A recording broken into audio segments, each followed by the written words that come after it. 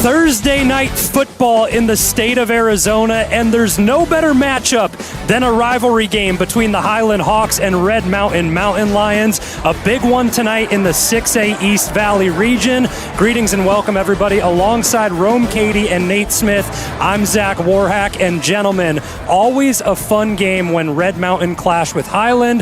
The previous 2 years, these teams split 1-1, and it's just a different intensity that this matchup brings every time. Yeah, and it all started in 2021 where Highland knocked Red Mountain out of the playoffs and the semifinals in what would be considered Mike Peterson's final game as Red Mountain's head coach, 28-14 in that one. The very next year, same situation in the semifinals. Highland knocked them out again, this time 35-21 in Kyle Ender's first semifinals appearance. In 2023, Highland got them again, 25-15. But also in 2022, the regular season game, Highland beat them 17-14, where Kyle Heap started for an injured Carter Crispin. Highland put up 14 points in the fourth quarter and a touchdown on the final drive of the game to ice it. And in 2024, Red Mountain finally got their get back against the Highland Hawks, 28-14. It all comes full circle. If that doesn't set the scene for how important this game is to both programs, I do not know what does. A tale of two halves to the season for Highland. They start with 4 straight losses, riding high with 4 straight wins, and they're looking to play spoilers to the number 5 team in the state, Red Mountain, 7-1 coming into the matchup tonight. Rome, what does Highland have coming into this game to bring a little extra oomph to their competitiveness against Red Mountain? Yeah, well, I'll tell you right away, this team is 4-0 in their last 4 games. They're coming on a hot streak coming into this one.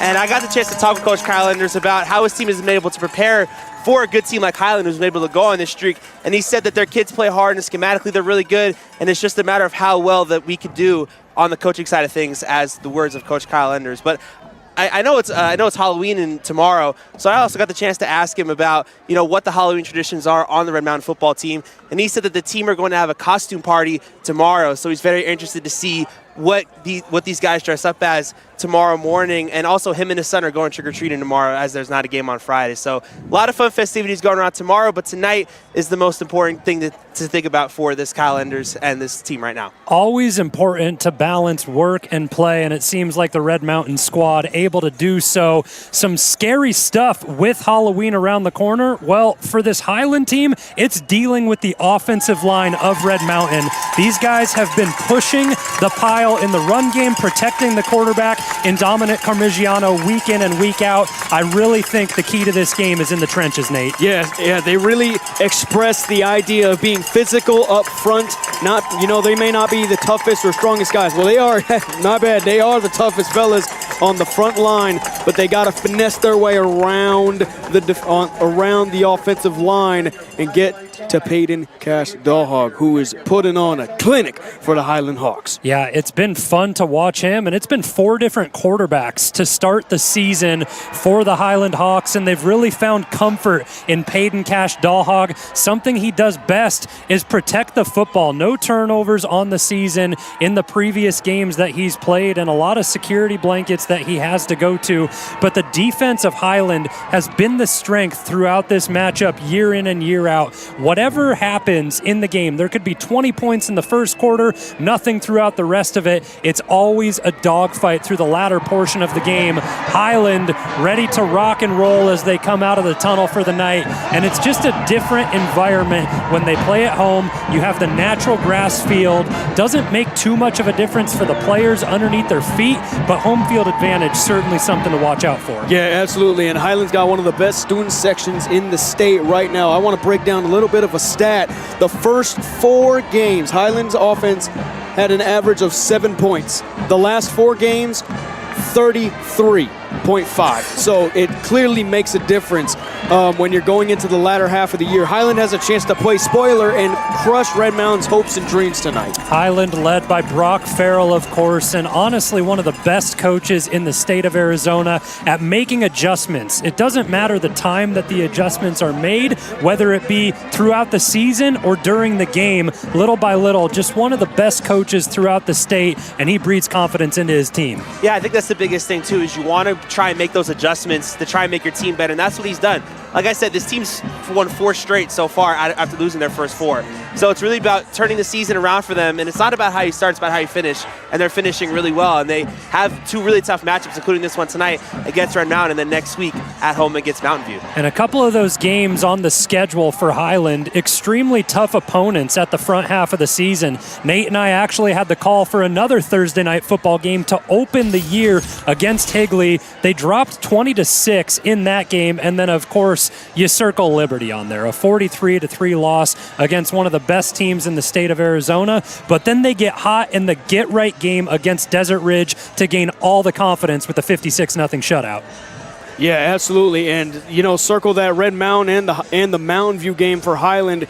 And we're talking about a team that has all the momentum in the world, and Red Mountain just wants to crush those dreams dead and fast, leave them out of the playoffs whatsoever. You know, we talk about a lot of sleeper teams, Highland being one of them, ALA Queen Creek's another one. They got that offense rolling. But realistically, Highland is the sleeper team entering the final weeks of the season. It couldn't be a tougher 2 matchups for Highland to end the year, at home against Red Mountain, at home against Mountain View. So they have, a semi-week-to-week battle of Brown Road, if you will, having to take on both of those opponents. And the highlight wins for Red Mountain, that one against ALA Queen Creek, looking better and better each week. Captains take the field. We get ready for the coin toss, and we'll have action of Red Mountain versus Highland when we come back.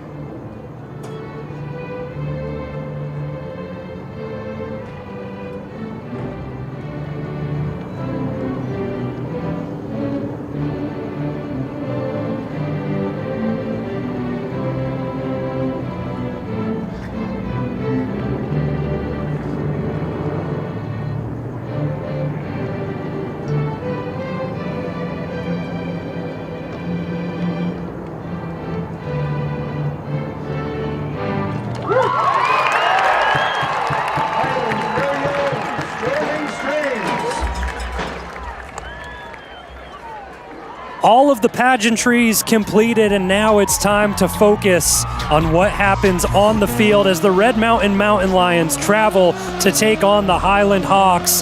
And it's been a big season for this Red Mountain squad. We've talked week in and week out about health being wealth. On one side of things, they lose Clark Smith for the season, a senior linebacker who had been showing out. But on the flip side, offensive side of the ball, well, we get back one of those running backs that they'd lost early in the season. Yeah, Vinny Coffey, he makes a special appearance here tonight. Broken collarbone, he actually had surgery to get it repaired. Just good to see him back on the field.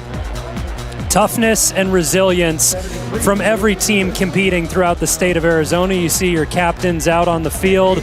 And it's funny because there's rivalry games, there's the compete level when you're on the field. But Nate, I mean, you were in the midst of it. You played this game for this Red Mountain squad.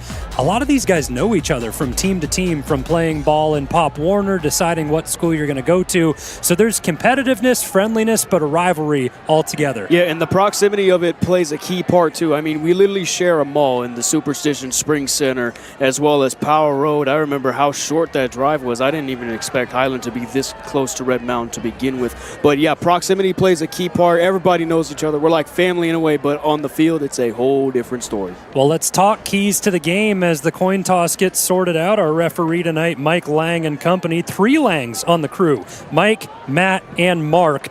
When I look at this Red Mountain squad, what it's going to come down to is Dominic Carmigiano staying consistent, protecting the football, not allowing this Highland defense to get hot with turnovers early. Yeah, and he's been protecting the ball very well. He takes what the defense gives him. He isn't too risky with the ball, but also allowing some deep shots along the way to Arion Wyndham, King Robinson, and I hope to see a lot of that tonight. And one of those big players to watch out for on the Highland defense, senior captain Grady Crandall. We have watched him develop as a player year in and year out. 3 interceptions on the season from a safety position. Really just a ball hawk for this Highland team. Grady Crandall, one of the best to do it. Yeah, and if you're trying to face off against this Red Mountain offense, you have to be that type of ball hawk that's going to get to these balls. And I think if you're this Highland defense, you got to know that you have Dominic Carmigiano, one of the top quarterbacks in state, that has a pretty deep ball as well. So if you're the safety, you got to try and get back on that deep ball if you're going to try and make an effort. And for Red Mountain in general, you can't let this game be a trap game because, yeah, you're going to see the record as 4-4, but like we keep saying over and over again, this team won 4 in a row. They're a great team coming into this, so Red Mountain has to keep that same energy that they've been throughout the entire season. Red Mountain always confident in their defense. It's what head coach Kyle Enders prides this team on, and also very comfortable with their special teams unit. Chase Pitzer sets up to kick off, and he's been one of the best in the state of Arizona. 37 touchbacks on 49 attempts and accumulated 2,827 yards. The lefty lets it fly, and we are underway at the 1-yard line, received, and an opportunity for Highland to make an impact on the game in the special teams unit, forced out of bounds, and a good stop, nice contained by this Red Mountain team as Anthony Martin has the return, and he gets out towards the 20-yard line to start things off. There we go, a pretty good start from special teams. I saw 3 guys get past their blockers on the outside. That's what you want to see out of your special teams guys right away. And it's crunch time now. Starting quarterback Peyton Cash Dahlhog steps into the game. A junior, came into the season week 6 versus Castile as his first game, and well, he's been a superstar. At least 2 touchdowns in the 3 games that he's played. A 3-touchdown game against Horizon a couple weeks ago. He's met and paired in the backfield with Cayman Molyneux. Under center to begin, and a quick swing pass out the backside, and the ball is live there as Cruz Colomore has the reception, one of those dual threat backs, and he might be undersized, but a lot of fight in Cruz Colomore. Yeah. Just think about small guys. Their pads are much lower to the ground. It's hard to see them, and you know what the old saying goes, the lower man always wins. Going to that forward pass, just a great heads-up play by Colomore, able to pick it up and scoop it, so it's more of like a 1-yard loss as opposed to like a 5-yard loss or an incomplete pass, as a matter of fact. Quick pass back-to-back to Colomore, and he has room up his sideline, forced out of bounds by Cole Edmonds on the play. And that linebacking core of Red Mountain have been stellar not only throughout the season, but year to year. It's been my 3rd year broadcasting this team, and it's always the key point of this defense.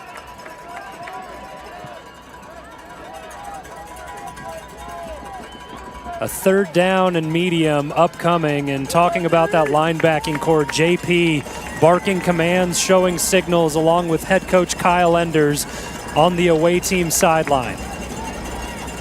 Tyreek Cornett out on an island, bottom of the screen, and the hard count successful at home.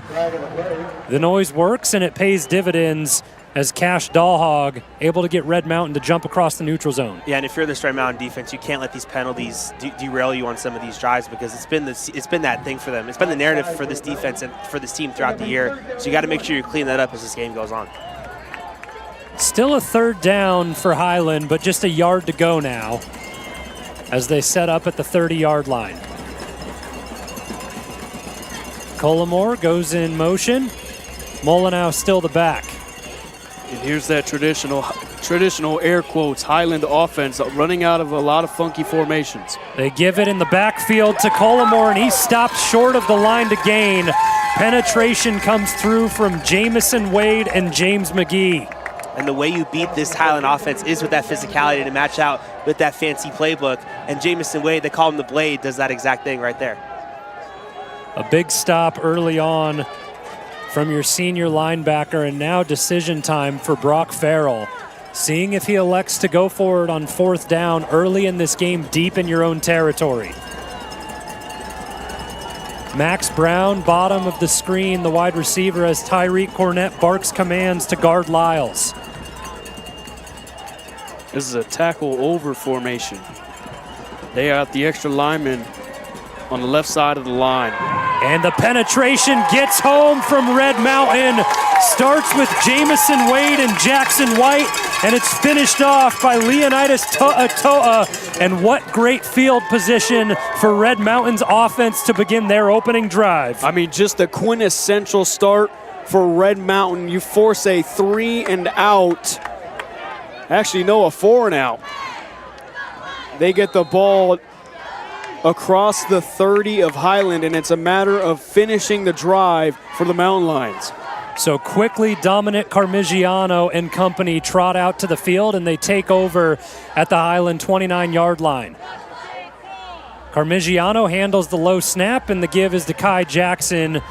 Met early as he crosses the line of scrimmage, and Kai Jackson has been stellar, stepping into this head running back role after the injuries early in the season. 67 carries, 551 yards, and 3 straight games with over 100 yards rushing. Yeah, and I think with Kai Jackson, it's not just him, but the rest of his running back room has been really good in penetrating this offense even more to open up that pass game from Dominic Carmigiano, the quarterback. Carmigiano looks at the pressure, lets it go early, and hello.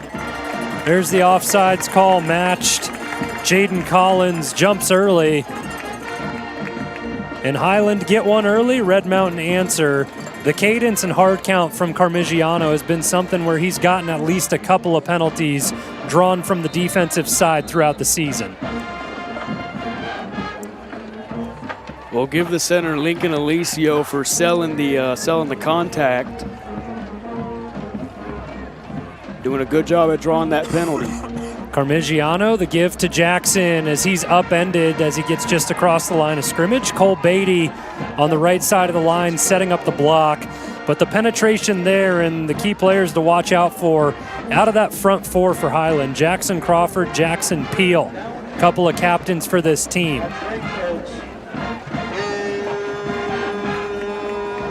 Jay Williams checks out of the game. Anthony Peevler in on a 3rd and short scenario, 1 yard to go as we've reached 3 minutes gone in the first quarter. For them 1 yard scenarios, call his name and he appears.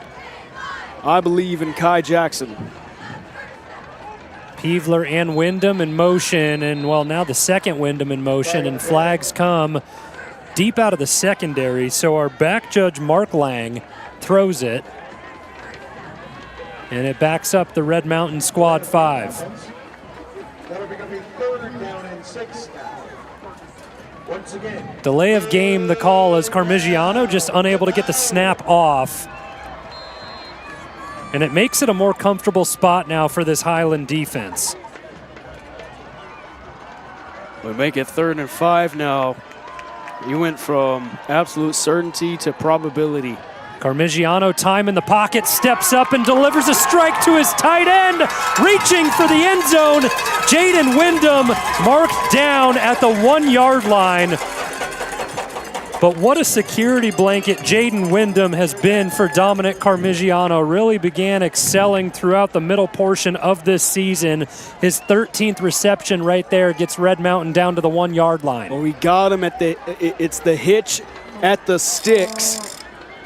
And heavy set. Kai Jackson walks into the end zone free.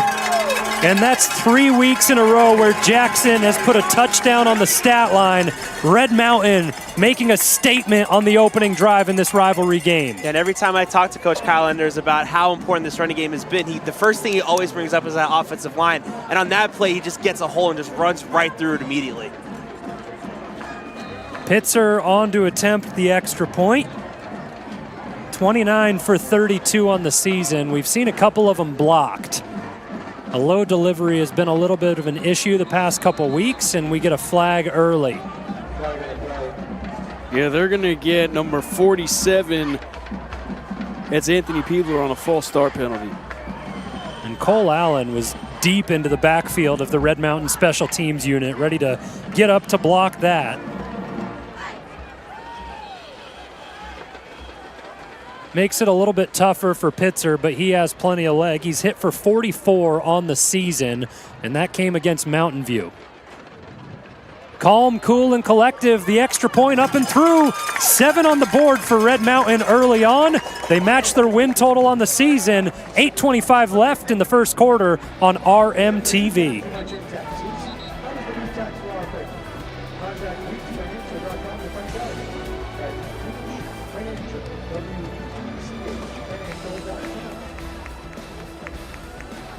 Thank you to Salerno's for providing the pregame meal for our Varsity players today. There's a proud supporter of Highland Hawks. Please visit Salerno. It's so good.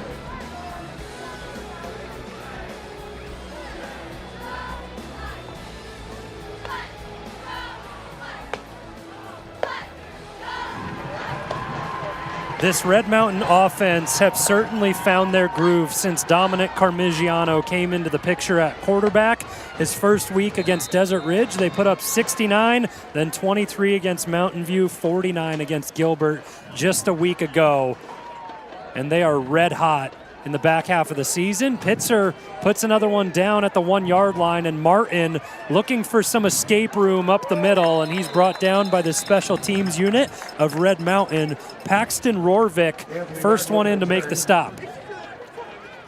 It seems like in the first 2 kickoffs, Red Mountain wants Anthony Martin to have a shot at returning this. You know, a lot of Chase Pitzer's kicks have been basically 5 yards deep into the end zone, sometimes 10 yards deep in the end zone. Pretty unusual to see that. And with how good these kickers are nowadays, I would not put it past Josh Barge to be telling Pitzer, hey, let's let our guys get downfield and try and pin them deep.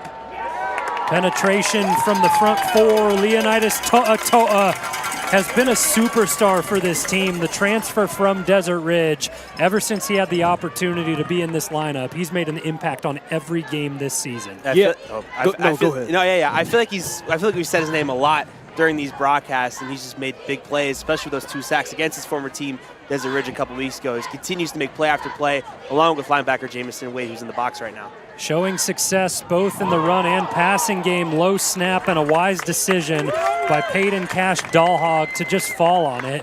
And that's something that we spoke to head coach Kyle Enders for prior to the game, is how do you kind of figure out this quarterback room of Highland? They've had 4 different players come in. It's been 3 straight starts for Cash Dahlhog. And what Enders said was, man, he protects the football. Wise decision to fall on the fumble. Yeah, not playing hero ball. I think that's the best way to put it. Don't make something happen and then it turns up into a bad play. He's just playing very, very smart football. 17 to pick up the first down. Pressure again from To'a, and now Cash Dahlhog takes off, and he's brought down. So the Red Mountain defense coming up clutch, and it's been 2 rough drives to begin offensively for Highland.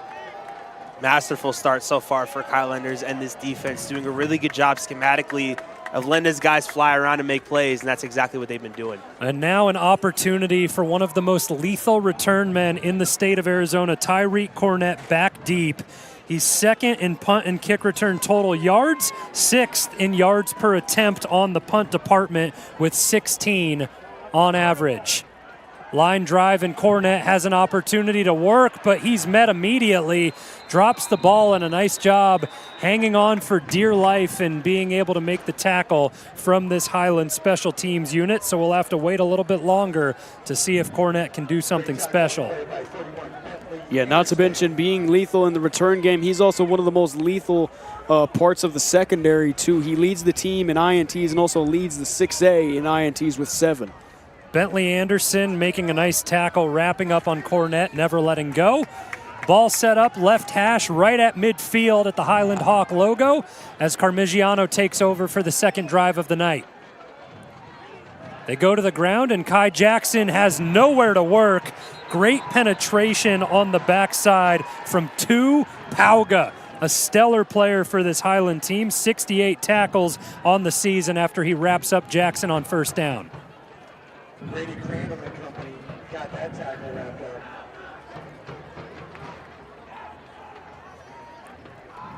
The first time tonight that Red Mountain have been behind the sticks, 2nd and 13. And Brian McDaniel, the offensive coordinator for this squad, said he really wants to set up a couple deep shots with the running game. Look out for Pauga on the rush. They're going to get... Looked like the rusher got his foot on the line of scrimmage there. Yeah, that's number 6'7", Jaden Collins, the senior. Carmigiano was going back up the middle to his tight end, Jaden Wyndham, and the call goes against Red Mountain. So now you're just really looking to pick up half of this and give yourself an opportunity to convert on third down. In that first regular season matchup after the first semifinals game where Highland beat Red Mountain 17-14, that was mostly fueled by penalties on the side of Red Mountain. They had 122 penalty yards in that game. Carmigiano back to pass, clean pocket, steps up and takes a shot to King Robinson, who's folded up awkwardly, and a good sight to see him getting up from that. Yeah, Carmigiano almost had to high point that, and King Johnson got up there to get that one. But he kind of fell down and had that big hit on him. But they're going no huddle right now, so we'll see what type of play they're looking at right now, as you can see on that replay. Yes, got way up there and then got hit at the end. Robinson a yard shy of the line to gain. Just an ugly tackle there. This time Highland discipline on the hard count from Carmigiano. 6 seconds left on the play clock. Carmigiano hands to Jackson, and he fights forward.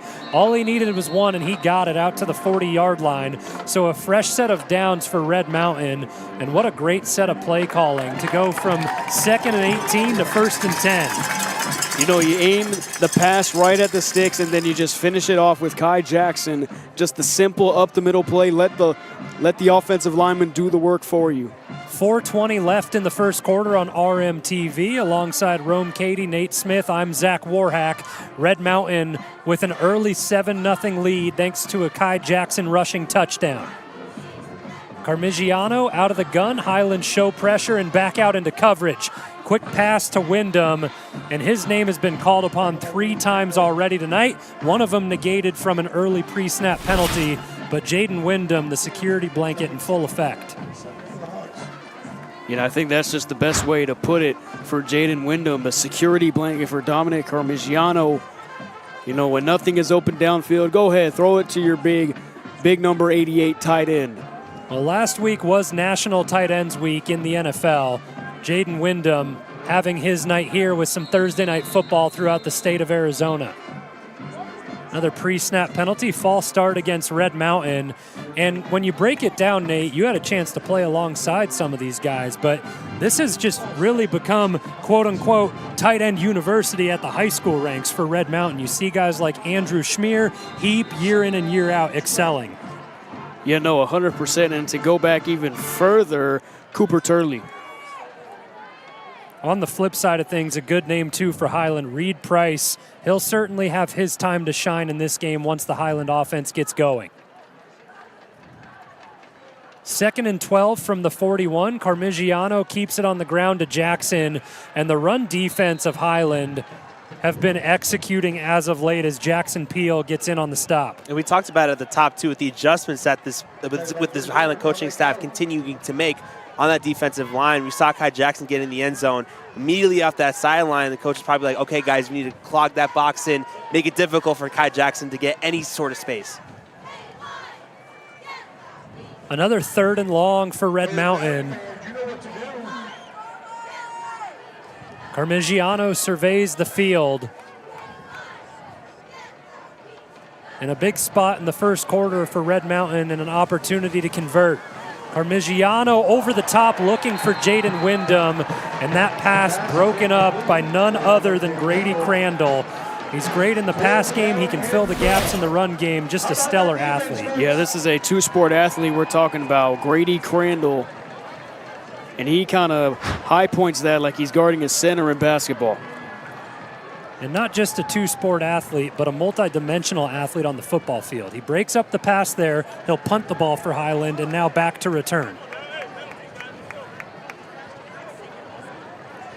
Angel Monroy getting an opportunity to kick this one away rather than Chase Pitzer. Handles the snap. Good high kick, fair catch called for and brought down right at the 10-yard line. 3rd drive of the night upcoming for Highland when we return on RMTV.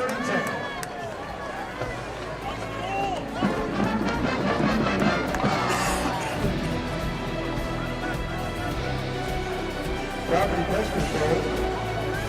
Customer control experts with a focus on property management, HOAs, and commercial and residential services. Give us a call with all of property pest control. A good punt from Monroy to pin Highland deep in their own territory. They set things up at the 10-yard line, and the Red Mountain defense have won every battle throughout this game. Out route towards the Red Mountain sideline, incomplete. It was certainly there, but Crew Crandall couldn't haul it in. And we talk about legacy at certain high schools. Red Mountain, there's the Genix and the Edmonds. And at Highland, it's going to be the Colomores and the Crandalls. Plenty of them have come through to play for this program, and Brock Farrell has been happy to have each and every one of them. 2 wide receivers set at the bottom of the screen, and they set up a screen. Early pass on the down to Cruz Colomore. He scampers forward for a couple. So Highland really looking to that quick passing game to the running backs and the wide receivers, looking to set up blocks and use it as an extension of the run game. But I think you also have to try and get deeper in that playbook if you want to try and beat this defense. Try and get this defense as off balance as you possibly can. Adalanama in at cornerback for Red Mountain, and we've seen that switch up because Kai Jackson assumed that position opposite Tyreek Cornett to start the season, but since he's been playing running back, he swapped out. Red Mountain front 4, able to get it done again, not a sack, but a quick stop early up front, and this team has been clicking defensively. But Kyle Enders said, but right before the game, not to get complacent, because remember, this Highland team can play in the second half. They won all of their games in the second half game. It never matters what the scoreline is and how big of a lead you have. Highland play the long game. They hit you in the mouth, they wear you down with their physicality, and they find their spots to come at you. Punt deep in the own territory from Crandall. Cornett just lets this one go out of bounds. As the Red Mountain offense set to take over their 3rd drive of the night, Dax Ballou was in tight on Tyreek Cornett, ready to make the tackle if he elected to take it. Dominic Carmigiano in this offense is also set up in a really good position at their own 47. Again, we haven't seen that deep ball from Carmigiano so far tonight, but still a lot of game time to see that pretty deep ball in this one. Yeah, there's a lot of time left, Rome. Got 3 quarters left to go with 55 seconds remaining. Brian McDaniel, the offensive coordinator for this team, wise beyond his years to be able to set up that deep shot. Kai Jackson fights forward for a couple extra yards after the contact from Cole Allen. And that's something that Jackson has really started to develop throughout his game. He's shown the speed throughout the season, but the power is also there, fighting forward, churning the legs after contact to get anything he can to pick up a 3 on first down. Yeah, and he was dragging Cole Allen, might I add, with one leg 3 yards. Play action, Carmigiano facing pressure off the backside. He loses the football. It's a strip sack for Highland, and the return is there. What a job by Max Mercado to get in behind Carmigiano, and that is the play that Highland need to get back into this ball game. Man, oh man, he took that one away like it was a bowl of candy. Great pursuit from number 10, Max Mercado, and nearly almost a scoop and score, but Kai Jackson, make that Jay Williams able to run him down, and it gives the Highland Hawks great field position. It's a huge play for Highland and this defense in general to get themselves their momentum back in this first quarter. Red Mountains had the momentum for most of this quarter, but getting at least a little bit back heading into this end of the first quarter, going into the second quarter in field goal range right off the rip. That's the second fumble recovery of the season for Pauga, and that Highland defense comes through yet again. Only their 3rd forced fumble of the season, but they've recovered all 3 of them. This is a great spot to put your junior quarterback, Cash Dahlhag, in, as he shifts things around pre-snap as he motions Logan Ward to the right side of the formation. Play action, facing pressure, and Red Mountain respond with a sack. Flag comes in late, but Cade Gadare gets into the backfield, and this one looks like it's going to stand. Yeah, they're going to call holding. We saw it from up here in the bleachers.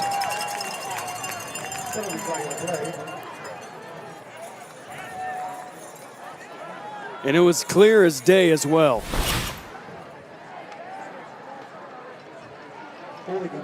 He's tugging that shirt as you see him coming around to try and get there on that play there.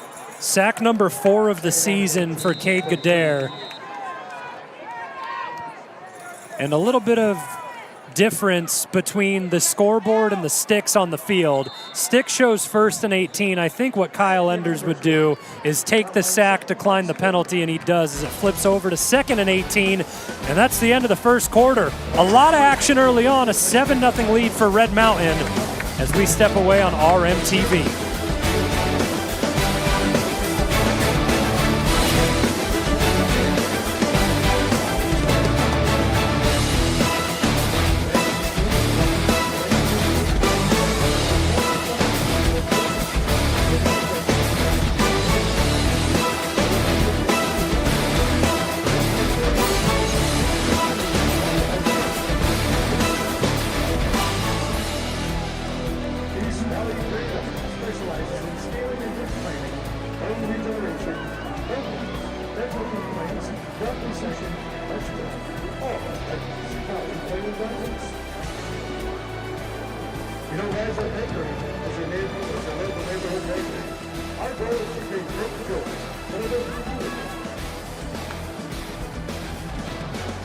And delicious using simple and natural ingredients.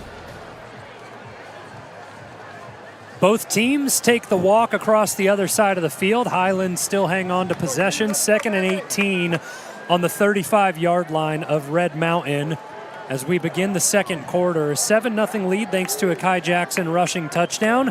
But the Highland defense have gotten them in this spot, and now the spot changes a little bit, a yard up to the 34 for Peyton Cash Dahlhag to begin this drive. Goes to the air and takes a deep shot. That one sails out of bounds. So just testing the secondary of Red Mountain as he sent one to Gage Shern.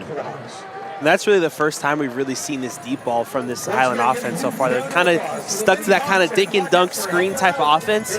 Kind of just, like you said, Zach, testing that secondary, see where they're kind of feeling them out, and then just try and go from there on offense. Good protection up front from Jake Inglis and Renzo Wilmarth on the line for Highland, and that's a tall task for Renzo Wilmarth, the right tackle of this team, just a sophomore, and yeah, he's facing a lot of pressure as Cade Gadare has already picked up a sack on him tonight, but looked good that time around. We got a 3rd and long here. Red Mountain, they need to not let up on the 3rd and longs, and good job by the Red Mountain defense with the pursuit. looks like a pickup of 8 for Molyneux as it makes it 3rd down and 10, right at the, or 4th down rather and 10, right at the original line of scrimmage. And it looks like Highland content to attempt a field goal here, and they bring out the jack of all trades, Grady Crandall. It's like there's so many guys that play like 4 or 5 positions on this team. It's very interesting to see. 42-yard attempt for Crandall upcoming.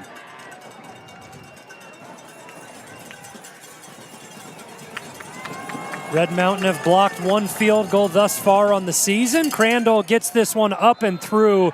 A beautiful ball as he connects, and it makes it a 7-3 game. So something that Brock Farrell always content with, taking points when you can get them, cuts the lead to 4.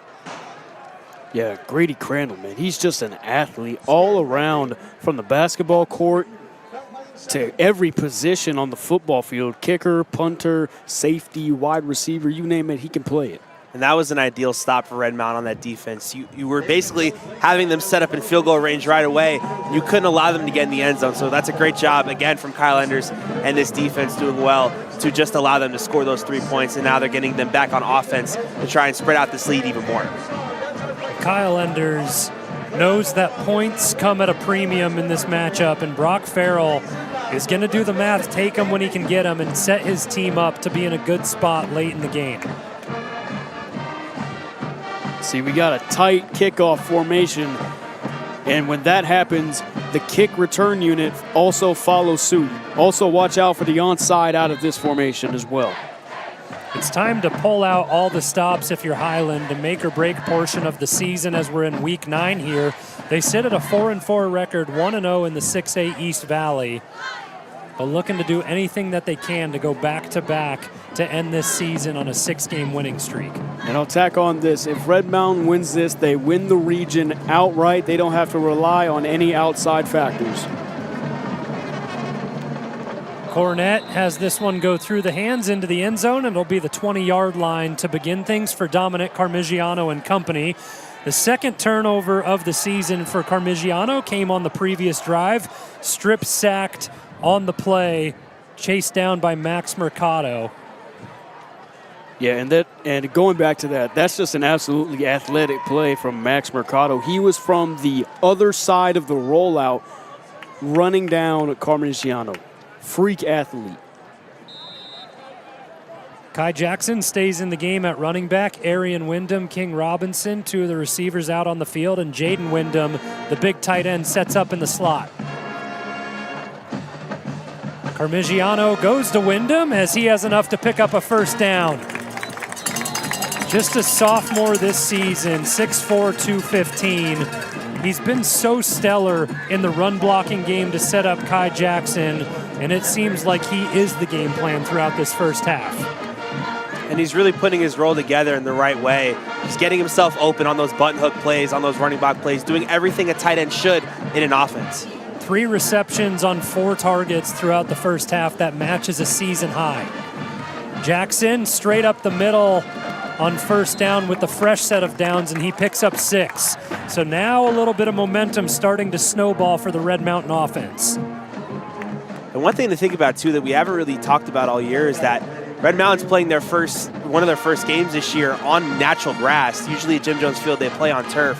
So different playing atmosphere for these guys to play in. So it will be interesting to see how these guys try and cater to that as this game goes on. Red Mountain a 28-11 win at Jim Jones Field in this matchup a season ago, up 7-3 tonight. Jackson bottled up on the inside, and the entire cavalry comes in. On the backside of it, Dominic caught, kind of hanging on for dear life, but Jaden Collins in on the stop.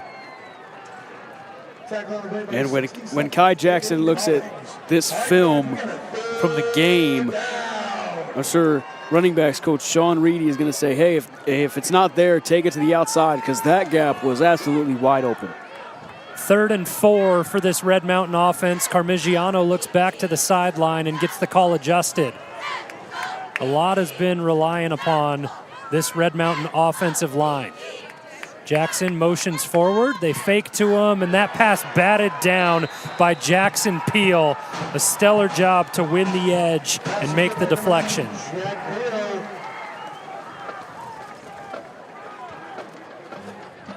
That'll bring up a 4th down and 4 Mountain Lions. How about that stingy Hawks defense, folks? Let's go. Just a nice win against Cole Beatty on the right side of the line.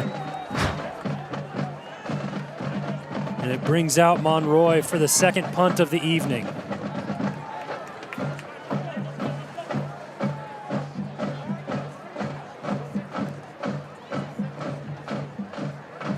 Crandall sets up inside his own 20 at the 17-yard line, and whistle and a flag prior to the snap.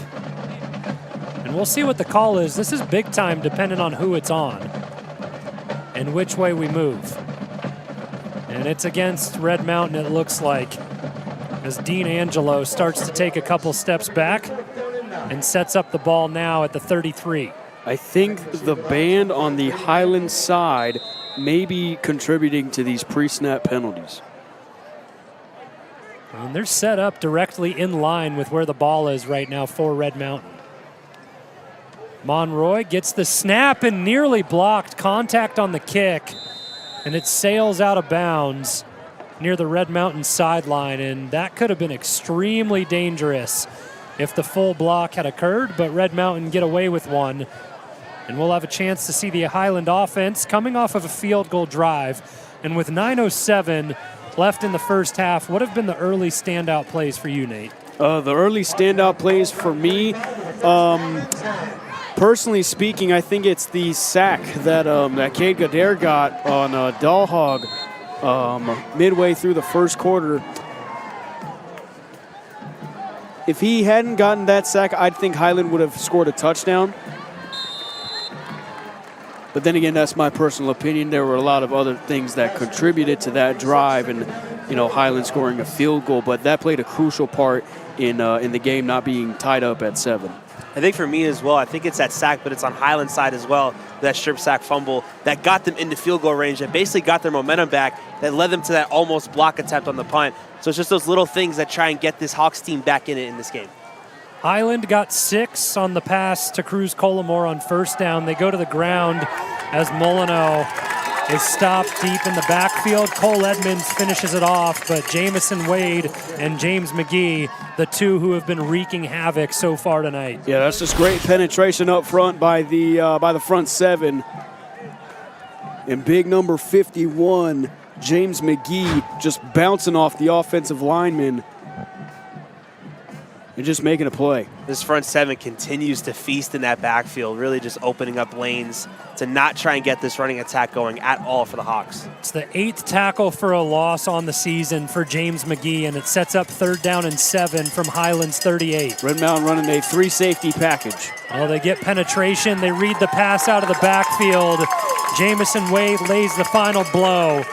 But what a statement from this Red Mountain defense. You give up 6 on first down, and then you back them up behind the sticks. Just a great way to respond to the screen.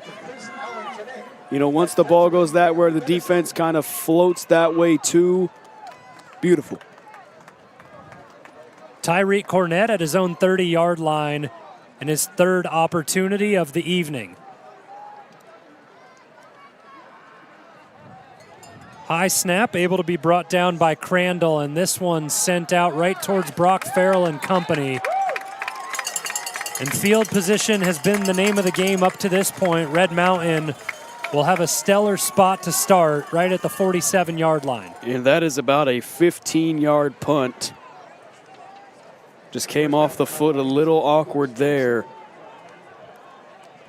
from Crandall.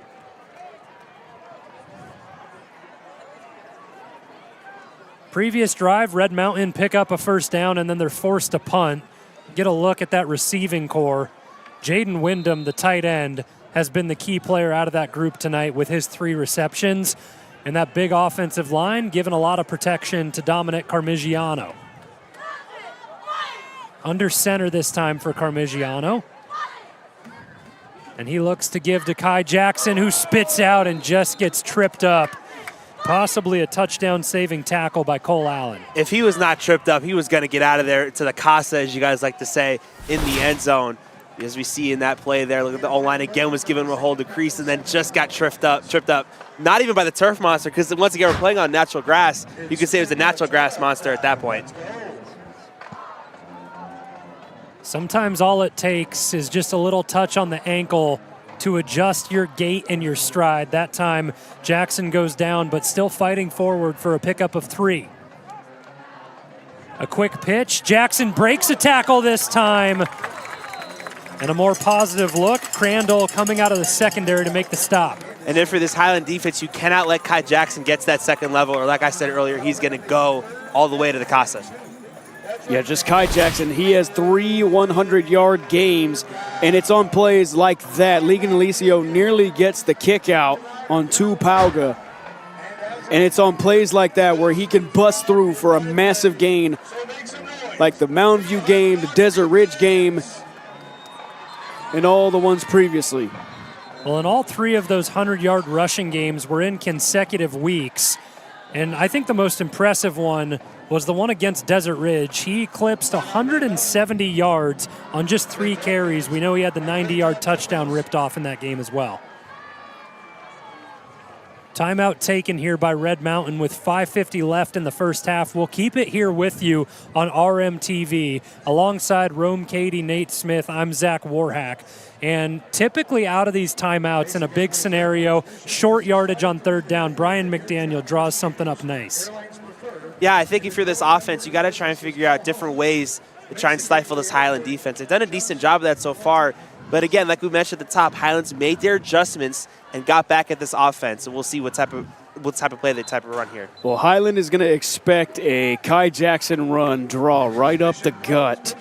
I think they're going to start loading. I think they're going to start loading the box with some secondary guys. Maybe roll down a safety to make it 7 guys in the box. But overall, if you're Highland, you are expecting run, because it's working for Red Mountain. But Brian McDaniel, I think he's got other plans. When I see a heavy set with 2 guys, 2 fullbacks, you never know. Might be a run. Wildcat as Carmigiano motioned out to the bottom of the formation, and Kai Jackson couldn't handle the snap as it came in hot. And just something to look at later in the game, if Red Mountain have that look again, Carmigiano had a free run and no one next to him. I know it looked like Kai Jackson maybe going to take off and run, but we've seen Tyreek Cornett come into that spot in the Wildcat and take a pass earlier in the season. He tripped on it, so wasn't able to get all of his might under it to send it for a touchdown, but Carmigiano running free as a wide receiver. If anybody's going to pick it up, it's Brock Farrell. Pop pass. Pass over the middle to the tight end, Wyndham, off to the races. 4th down from the 40-yard line. Dominic Carmigiano connects. There goes that playbook again from Brian McDaniel, this offensive coordinator, pulling out of the bag of tricks like a bag of candy for Halloween. Unbelievable play design there. Very similar to Arizona State versus Iowa State in that Big 12 championship. 4th and short, big play, big post route to get it to your tight end for the touchdown. Jaden Wyndham, 4 catches on the night, the latest a 40-yard touchdown reception. It's a 10-point lead pending the extra point from Chase Pitzer. Pitzer stays consistent, 14-3 Red Mountain. Let's take a look at that replay to see the big pitch and catch between Wyndham and Carmigiano over the middle of the field. Everybody's expecting run. Look at the mass of bodies. It's going to be a pop pass to Jaden Wyndham, who is going to be the game plan for this game. I'll tell you what, the big guy, he moves good for 215 pounds. 14-3, 5:06 left in the first half. Red Mountain on top.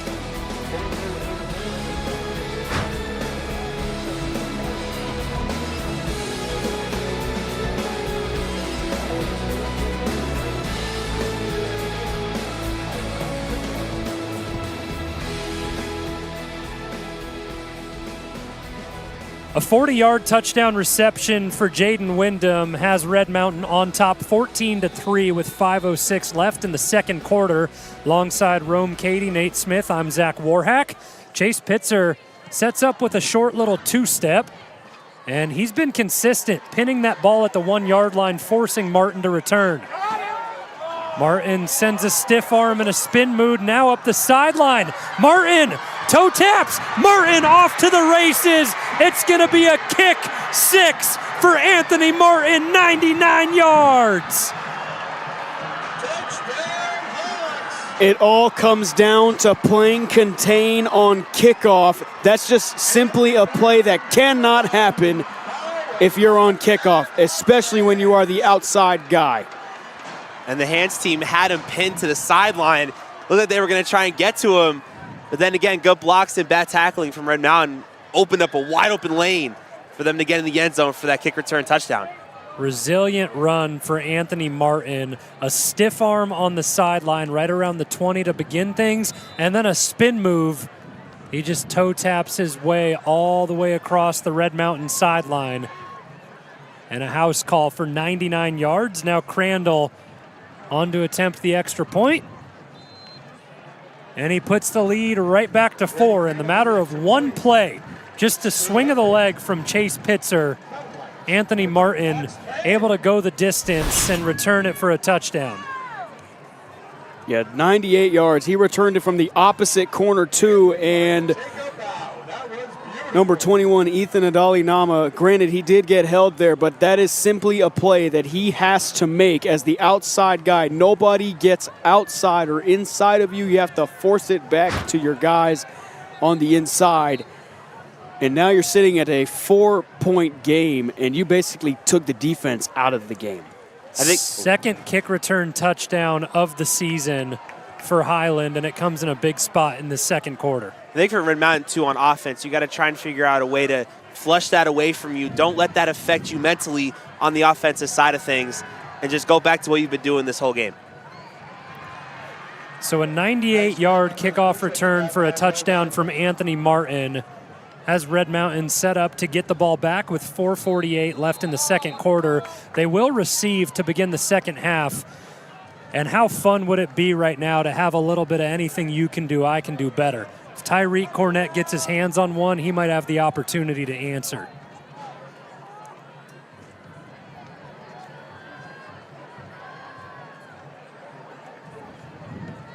Grady Crandall, line drive, and Cornett able to take it on the hop, bounces off the shoulder and into the end zone.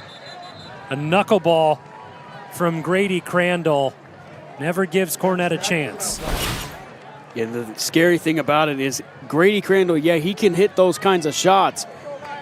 But the real kicker here is, no pun intended, of course, it gets to the first guy or the second guy. We seen that in the Mountain View game last year where it was basically a line drive, like it was shot from a driver straight to the front guy. No harm, no foul with Cornett not being able to handle it. Red Mountain begin the drive from the 20-yard line. And the offense has been hot. They get the ball quick following the kick return for a touchdown from Highland, and they look to keep the momentum going.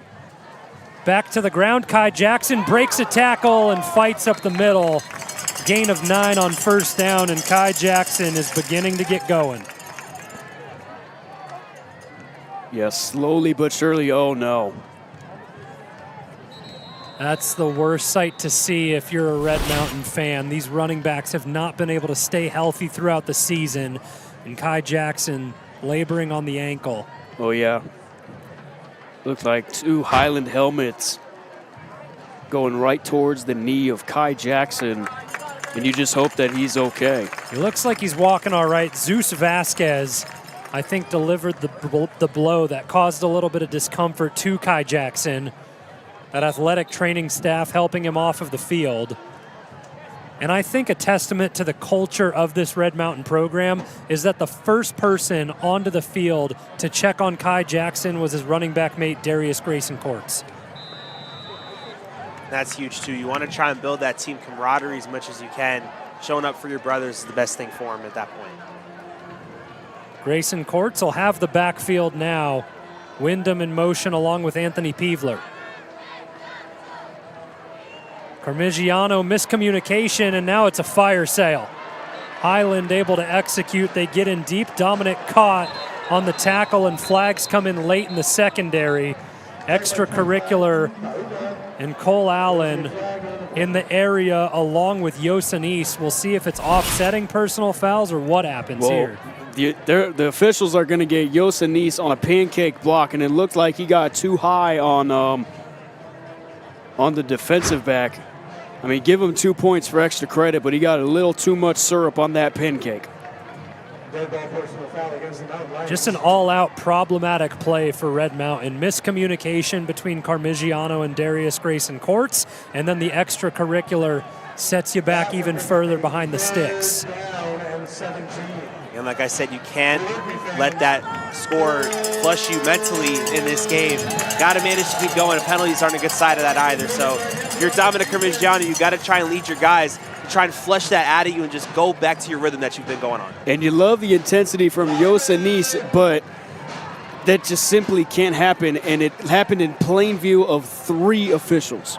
Breath of fresh air. Kai Jackson back into the game for Red Mountain. Carmigiano pump fakes, loses the football, able to scoop it up, and the refs call it an incomplete pass. So he went with the hard pump fake. It slips out at the end. And Red Mountain escape any disaster, but the special teams unit back onto the field. And just let me remind you, Highland got a hand on the previous punt, and now Red Mountain kicking from their own end zone. Yeah, I think especially for Red Mountain, you got to try and figure out how to try and fix these mistakes, because we haven't seen a lot of these types of rookie mistakes happen with this offense and defense in general. So just trying to flush that, get your guys back in this element would be key here. Monroy gets good contact on this, and Crandall had to dive forward to receive it. Spotted down near the 42-yard line, and good field position again for Highland to begin another drive. When we talk about some of the best head coaches here in the Valley, Brock Farrell is definitely one of them in the conversation.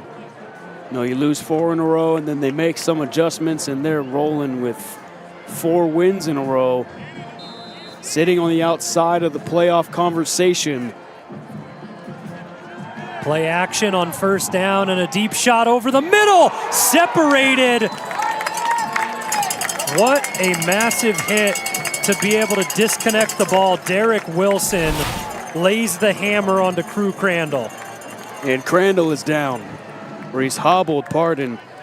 He makes his way to the sideline, and that ball took forever to land. Yeah, Wilson laid the boomstick as well. You want to try and give a hit that can jolt this defense back into its momentum a little bit and be stingy like they've been against this Highland offense throughout this game.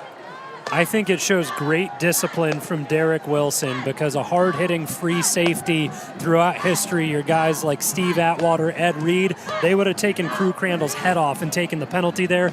Discipline to just separate the ball.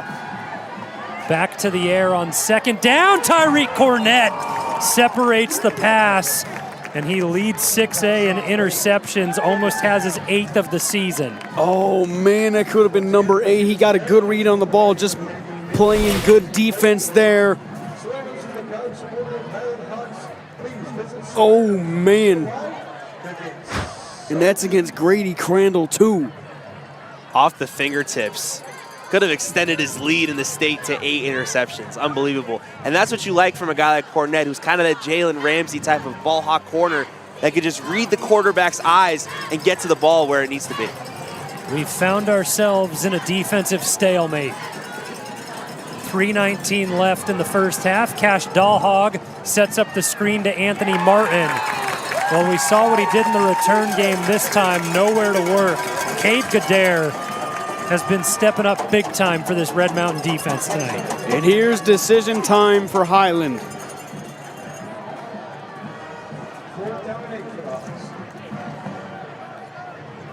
In plus territory. It looks like they set out the special teams unit. Grady Crandall. The up man is Luke Young, backup quarterback. And now we've seen the swinging gate near the red zone, and on 2-point conversions, how about midfield? High snap, but a timeout taken by the side of Highland. Brock Farrell wanted to set up the formation and just assess Red Mountain of how they respond to it. Yeah, I gotta say, that's a very unique look for Highland. They're known for running a unique offense, but swing and gate, you usually see that out of like 2-point conversions where it's like a one and done.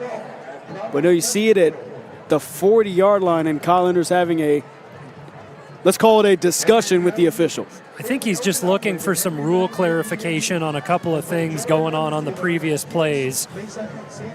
And with a big 4th down and 8 upcoming, 2:28 left in the first half, Red Mountain still have 2 timeouts to work with, and they can double up as they receive to begin the second.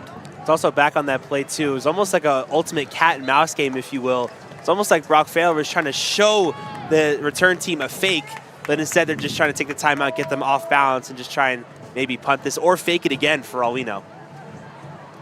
Yeah, and I got to say, great communication by the Mountain Lions, calling out who's got who, you know, this is where you go, zone-type conversations to be had. That's a great sign. Now Highland set up max protection for the punt unit. And another tough kick back-to-back times from Crandall. Shanks it out of bounds, goes down at the end of the play. I just think that ball, when he delivered it to his foot, it was too nose down and didn't get good contact on the meat of it. See Jackson White there heading to the sideline for Red Mountain. He's gotten good penetration on some of these punting opportunities throughout the season. Him and Jamison Wade have really caused havoc. And now Dominic Carmigiano and company back out onto the field as they set up from the 21-yard line. Yeah, Jackson White, he's also lethal in the secondary game. He's got 2 INTs. In back-to-back weeks. One against Mountain View, one against Gilbert. Couple of mistakes from the Red Mountain offense on the previous drive. This time, Carmigiano straight forward to Jackson, who spits out across the 25. And again, Brian McDaniel, this offense, really trying to just show run out of the gate, and try and have these little chunk runs here to try and set up that pass game for Carmigiano. Rich Pineda puts the ball down at the 26-yard line for the spot. And it brings up 2nd and 5. Jay Williams in motion around out of the backfield. Carmigiano double fakes and sets up the tight end work to Jaden Wyndham. Man, that was like a triple screen. You got Kai Jackson going to the left. You got Jay Williams going to the right, and then you mix in Jaden Wyndham on that underflat route. 5th catch of the night for Jaden Wyndham, cuts the yardage by 2, and now it's 3rd down and 3 from the 28-yard line. Time continues to bleed, 1:18 left in the second quarter.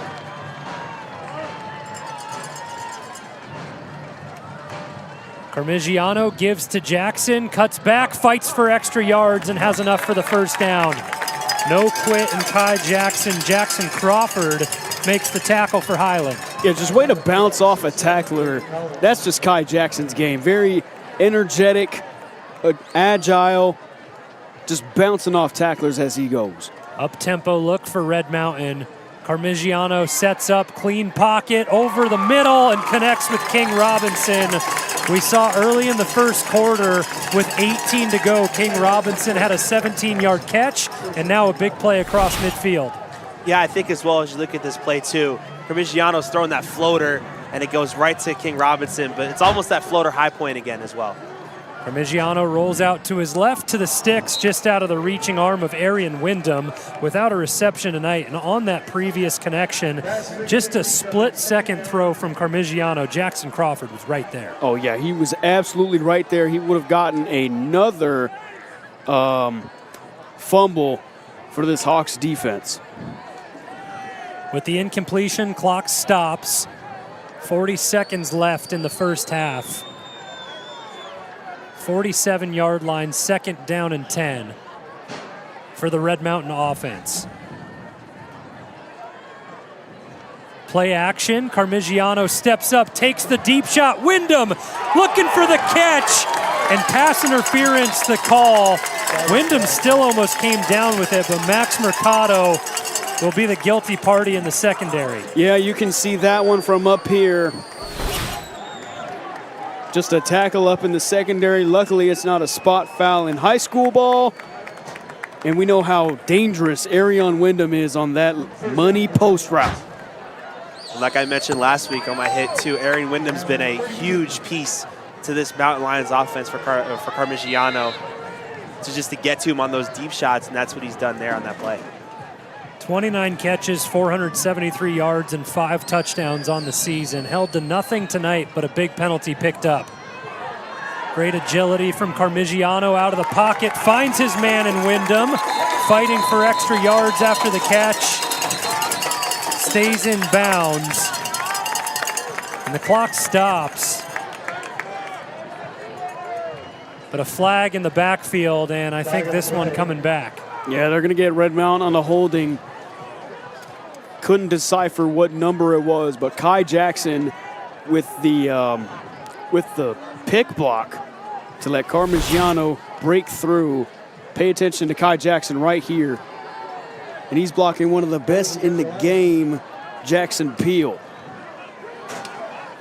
Well, Arion Wyndham doing everything that he can to get on the stat sheet tonight, but a penalty negates the first down pickup, and now it's 1st and 20 for Red Mountain. Clock winding, 20 seconds left. Parmigiano goes outside and finds Wyndham, gets back across the original line of scrimmage and out of bounds with 10 seconds left. Through this offense, you really want to just try and take shots here the rest of the way and get in the end zone. I know it seems predictable, but it's what you have to do at this point if you want to get some points on the board. Well, and we'll see if they fight for the end zone with a couple of timeouts, but Chase Pitzer may be called upon, and Kyle Enders could be content making it a 7-point ball game. Don't rule out hitch pitch either. Parmigiano, time in the pocket, but now pressure off of the backside. Parmigiano doesn't use his legs frequently, but we saw 2 carries for 23 yards last week as he scampers and is able to get out of bounds here. And here comes that special teams unit. So Chase Pitzer, we know he has a big leg on the season, 6 for 7 on field goals and a 44-yard long against Mountain View. This will be a 35-yard attempt to give Red Mountain a 7-point lead. Highland want to take a timeout and talk things over. It's just been a stellar story for Chase Pitzer to come from club soccer, playing at an extremely high level and saying, you know, I want to try my hand at football. And he's been one of the best kickers that we've seen come through Red Mountain. And we've seen it all the time in football, too. A lot of guys that play soccer come to transition to play football and do an insanely good job. You talk about a guy in the NFL right now, the Dallas Cowboys, Brandon Aubrey, one of the top soccer players coming out of the MLS, decides to transfer and go, oh, okay, might as well try some UFL action, get to the NFL, and look what he's doing. He's bombing 60-yard field goals on the daily pretty much like in his sleep. Here's another famous kicker, Sebastian Janikowski, who did a lot of soccer work before going into football. Seabass didn't do a lot of other work. That guy, I mean, not a kicker's body, not an athlete's body, but I'll tell you what, I had him on my fantasy team back in the day, and he'd hit from wherever. Lefty, too, correct? Yeah, he was a lefty. Him and Chase Pitzer. Pitzer now in a big spot to give Red Mountain a 7-point lead.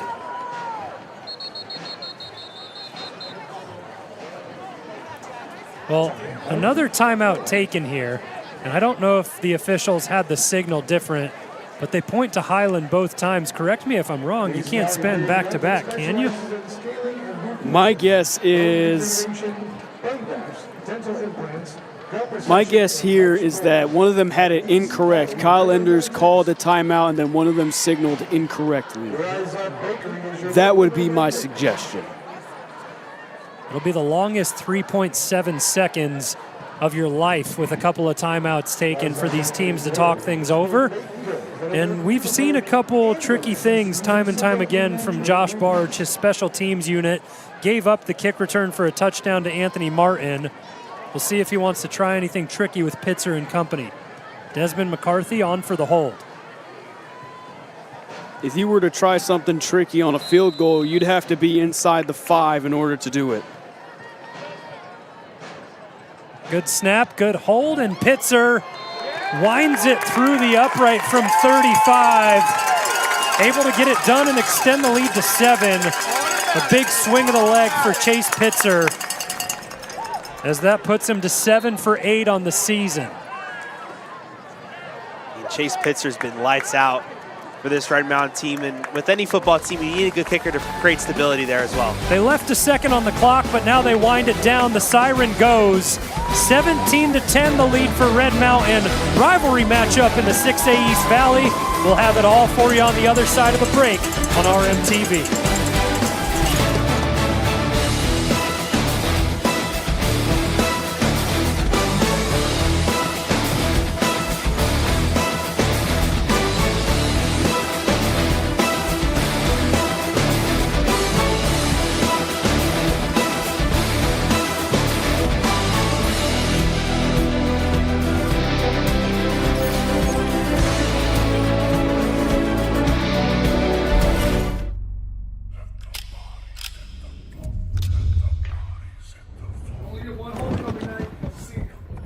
This is it.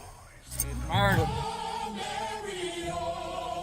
So I got the 2000 state championship team out there in attendance to watch you guys. I can't tweet down here. This is your opportunity to show them, like, man, these guys are for real. Establish it right now. You don't belong in this field. Let the body sit the floor. Gilbert's gonna come over here. They really think they have a shot. They have no business ever scheduling a 6A team again. We're gonna show them what 6A football's about. We're not just gonna win, dominate. Sleeping and dreaming, talking to the rocket. He told me go. I to make a memory you won't forget. Dominate on 3, 1, 2, 3, dominate! I pick up a stick and make a Grant sets up the screen, and that's intercepted. Back gains with an INT. You love to see it. What a senior campaign for this kid. What I'm tearing somebody, I'm breathing fire, burning, dragging somebody a fiend. The homie, the promise, a homie, just hand me the hammer and here I Back to the ground, Kai Jackson bursting forward and brought down into the end zone. Another touchdown for Kai Jackson. 40, I'm back in the city, I'm headed to war, only warriors with me. Lord forgive me through whatever endeavors. It's JID, baby, I'm just a few letters. Take a look, I'm about to break a record, put me in the books. I'm bound to beat the level, all about the effort. I'm putting in legwork early in the morning. Continue to stay on the ground, and Jackson's loose. Not through the air, but on the ground. Kai Jackson for the second time tonight. Rolls and floats one wide open. King Robinson. Parmigiano looking to take another shot. Wyndham got it. Let the body sit the floor. Let the body sit the floor. Let the body sit the floor. Let the body sit the floor.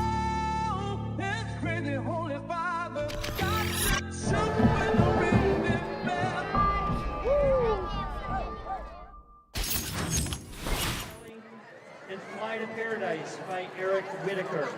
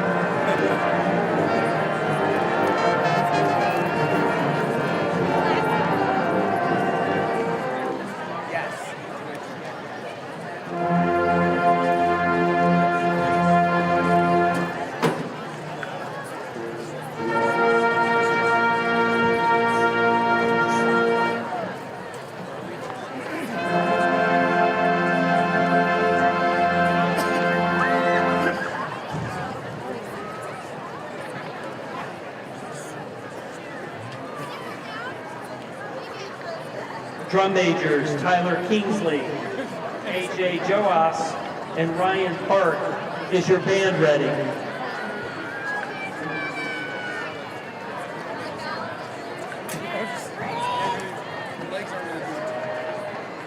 Highland High School Marching Band, the field is yours.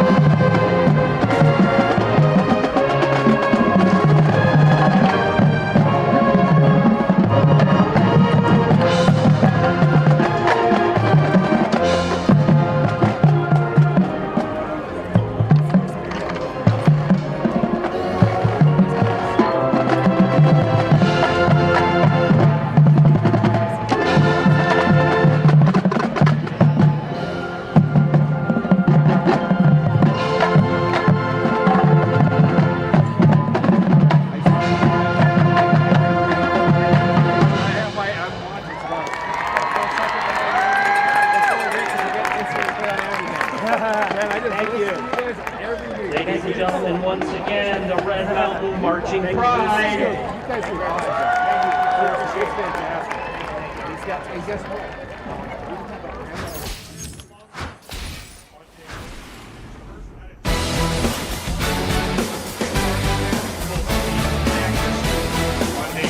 A 17-10 lead for Red Mountain on the road over Highland as we begin the second half on RMTV. A three-man broadcast booth tonight alongside Rome Katie, Nate Smith. I'm Zach Warhack. We knew exactly what this game was going to be coming into it, guys. Hard-nosed, defensive football, physicality, and a tight contest. Yeah, and that's what this rivalry is all about. Two stingy defenses and two high-powered offenses, all started from a Kai Jackson up the middle run, and then pair that with a couple of deep shots from that man right there, number 12, Dominic Carmigiano, and Peyton Cash Dahlhaug has not been unleashed yet. That's yet. But remember, Highland is a second-half team through and through. They've won all the last 4 games in the second half, so there will be some adjustments made for Brock Farrell's squad. Yeah, and Jaden Wyndham, really the story offensively of the first half for Red Mountain. The tight end, 5 receptions, including a 40-yard pitch and catch to set things up, but then also big play right after that. Anthony Martin runs the kickback for Highland. Yeah, I think going back to Jaden Wyndham as well, he's done a really good job of keeping this offense steady, and then with that kick return as well from Martin, doing a good job of just trying to go to the sideline, read the block, spin off, and just go to the casa to try and keep this game close. And it feels like every time there's a Thursday night game for Red Mountain, it's really kind of that tight, contested, scrappy kind of game that a lot of these guys tend to play. So it'll be interesting to see how this second half goes. Home field advantage has been ever so important in these matchups. Both of the past 2 seasons, the home team has won. Red Mountain took the victory a year ago. Then we go back 2 years, Highland had a big win here. Red Mountain led for a portion in the beginning of that game up until halftime, and then it was all Highland in the second half for Brock Farrell. Yeah, Brock Farrell just really great in the second half for the Highland Hawks. He knows how to get his team back into games like this, and it all starts really defensively. You know, Highland, they let up a few big plays to Carmigiano and that high-powered offense that's just been clicking the last couple weeks, guys, and they really settled in. Special teams also plays a big part too. Highland has, you know, they had a few punts that came up short, but realistically that kick return for the touchdown by Anthony Martin is going to play a key part in this game.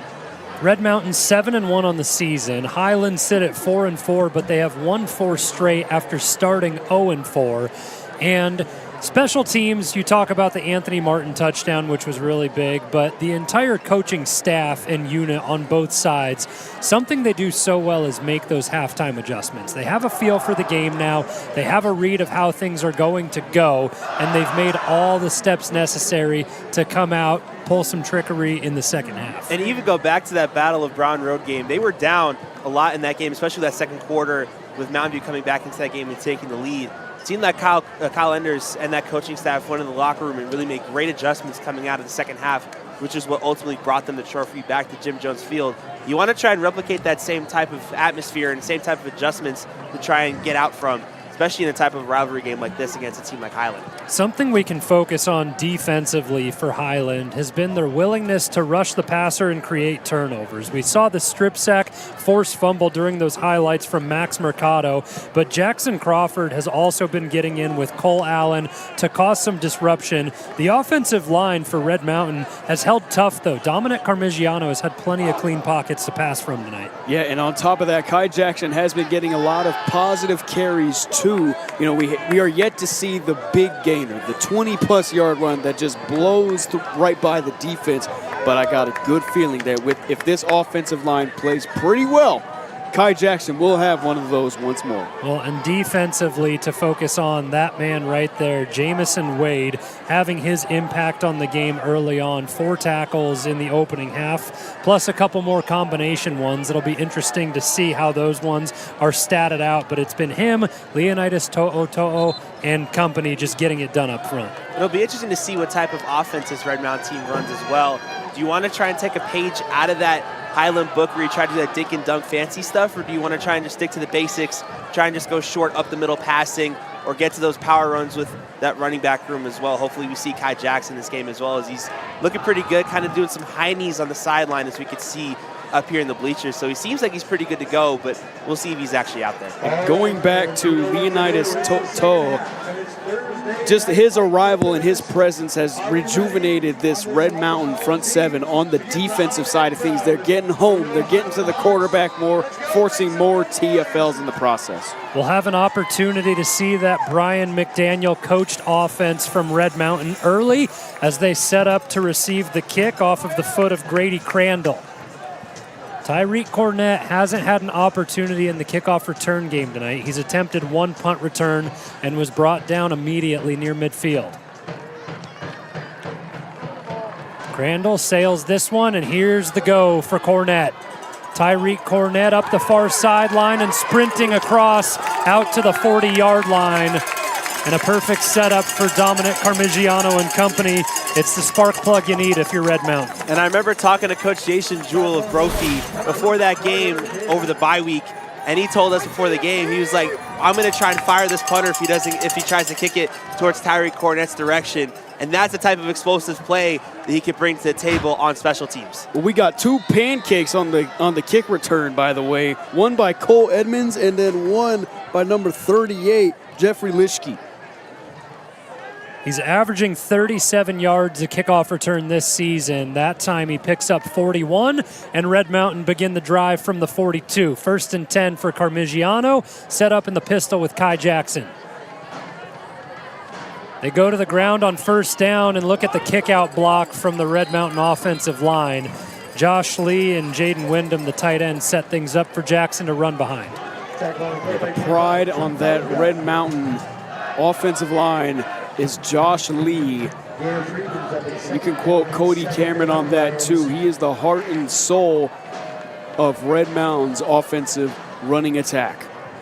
Lee, a senior, and he's putting on a clinic tonight in the run game for Kai Jackson as Red Mountain continue to chip away. 2nd down and 7.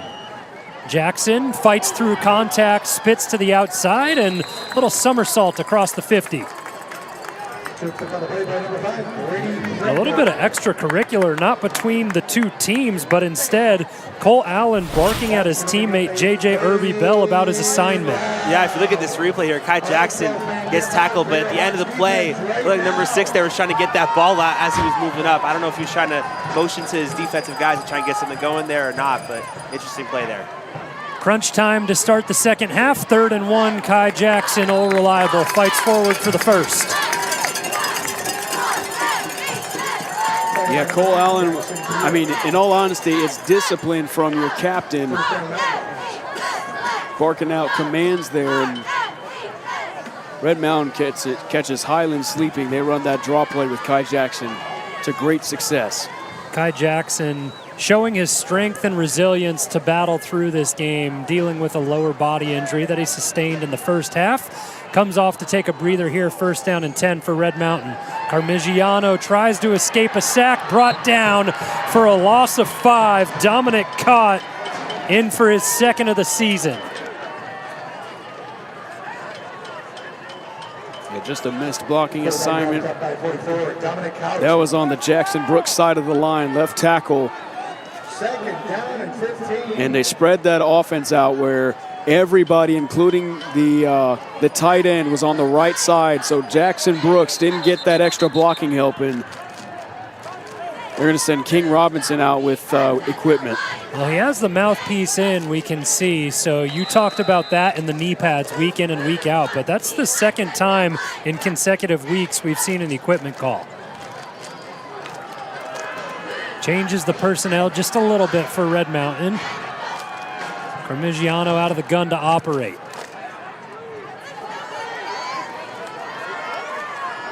Got to get the snap off quick. 2 seconds left on the play clock, and he just gets it out in time, and a quick pass connects with Javion Williams. Gets back towards the original line of scrimmage. Grady Crandall with the tackle. Ronnie Pearson was in for King Robinson following the equipment malfunction. Now Robinson back out on the field.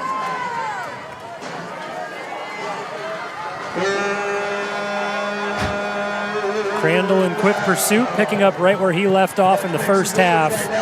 Covers a lot of ground quickly out there from that strong safety position. You got Wyndham on the trip side. He's going to be the point man. Parmigiano shifts the protection pre-snap with Kai Jackson, and we get a whistle. Timeout taken, and Brian McDaniel, the one to call it, wasn't happy with the look. And it's something I always bring up this early in the second half. 8:28 left on the scoreboard. A timeout taken this early could come to bite you late in the game. Yeah, especially here if you want to try and get rhythm on this offense. I think especially you got to get out to your big weapons here on this play here. And even though we said that it's not really the best idea to call a timeout at this point in the game, they called a timeout and dialed up that fourth down play that led to that touchdown from Jaden Wyndham earlier in the first half. So we'll see what type of play Brian McDaniel cooks up here. We've seen him cook up plays deep in his bag like this all season long. We'll see what he does again. Yeah, he's got them unusual and unorthodox plays. You know, he leaked one of them earlier in the year where Tyreek Cornett threw the football. You just hope that he didn't use all of them up in that time frame.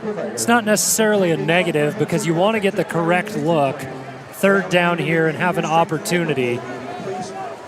You just want to make sure everything's sorted out when you break the huddle. Usual suspects out on the field: King Robinson, Jay Williams, Arian Wyndham, Jaden Wyndham, and Kai Jackson in the backfield. See, let's look and see how many bodies Highland has in the box right there. That's 8 guys. Make that 7.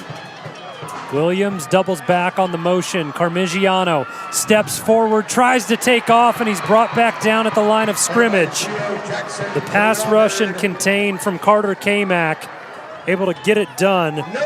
Brother Cooper, 70 tackles, 10 for a loss, and 6.5 sacks a season ago. And that was great coverage in secondary, too. It seemed like Parmigiano was trying to get it to his open guys on that deep ball there. A good play from the Hawks secondary there to try and stop that deep play there to force Parmigiano to run out and try and get plays and let that defensive line take care of the rest. So a big kick return from Tyreek Cornett results in nothing. They pick up about 16 yards on the drive, and they'll punt it away.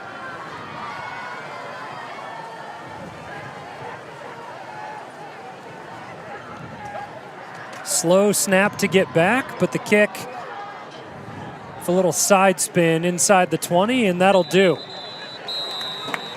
So Highland stand tall on their opening defensive drive, and it's an opportunity for the junior Peyton Cash Dahlhog to tie this game up, down by 7. No touchdowns produced offensively for Highland in this game. It was a kick 6 for Anthony Martin. Took it all the way back to the house, right between that 98-99 yard mark.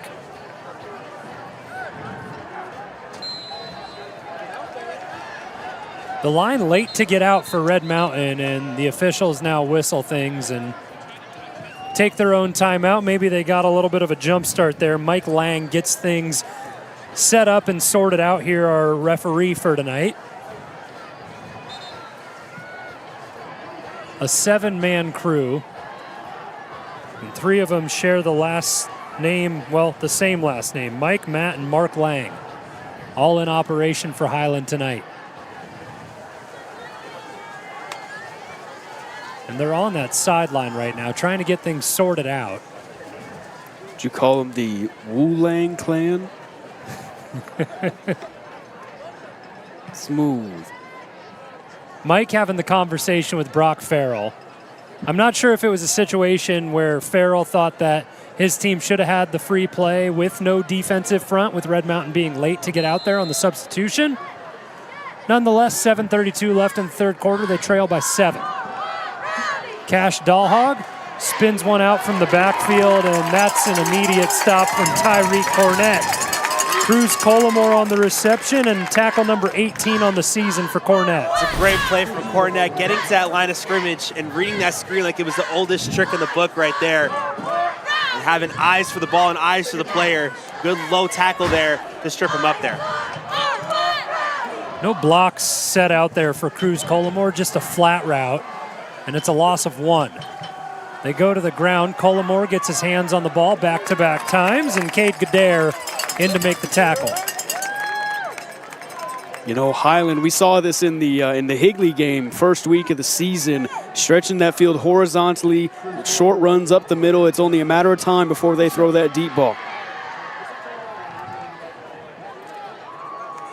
Gadare, Wade, Cole Edmonds, the linebacking group for Red Mountain as it stands. And they have Jackson White in that sort of nickel look out in the secondary along with Derek Wilson and guard Lyles. Passing play out towards the Highland sideline, and that's enough for a first down. So a good drive being put together early. Crew Crandall in connection with Cash Dahlhog.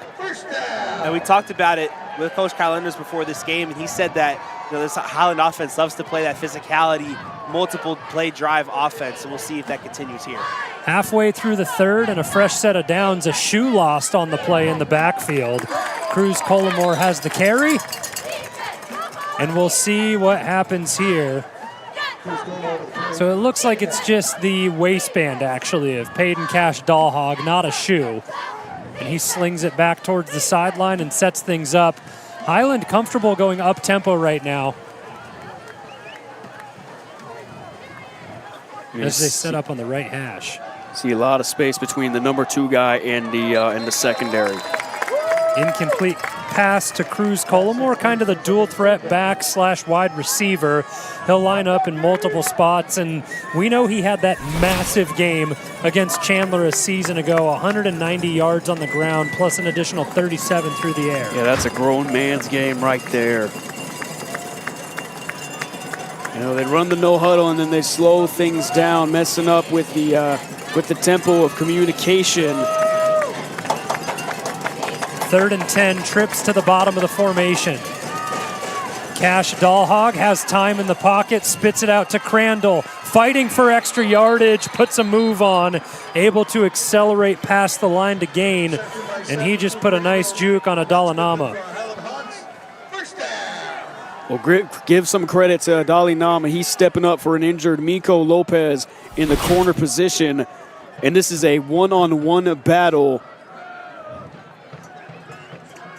And he puts a good move on him. Got to look at the hips while you're tackling. Don't look at the shoulders because, you know, they like to twist the shoulders a little bit, but you got to look at the hips and drop your hips and then drop him. Handoff on first down back to Molyneux, and he's brought down near or behind the line of scrimmage.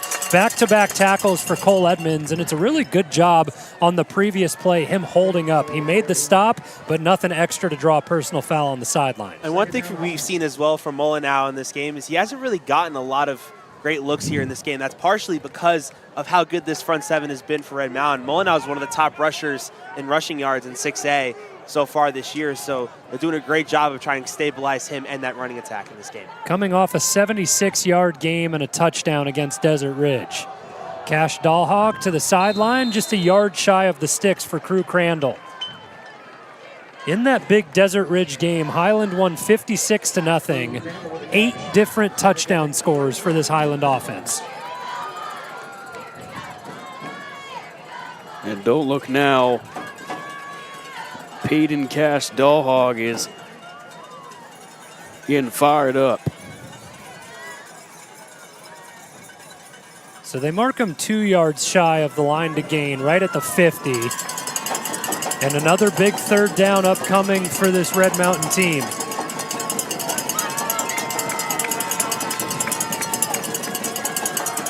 Handoff, and Molyneux has room to the outside, cuts back for a big gain across the 45. The Highland offense getting rolling to start the second half. And that just shows you the good IQ of a good running back, seeing that the pile was collapsing in the middle, being able to bounce it out to the outside, as you could see, reading those blocks well, getting it out there, and all he needed was 1 yard. He got a couple more after that.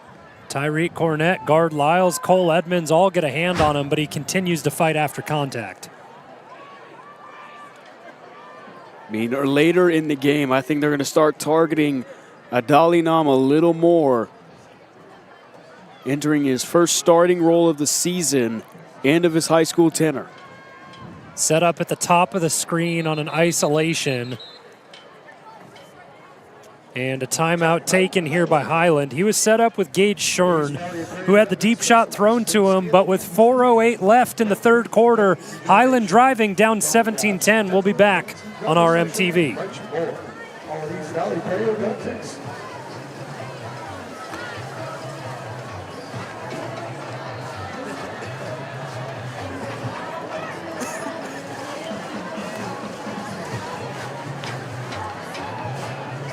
Ortho, Arizona is dedicated to providing Arizona with exceptional quality and compassionate musculoskeletal care to our community. Call it Ortho, Arizona.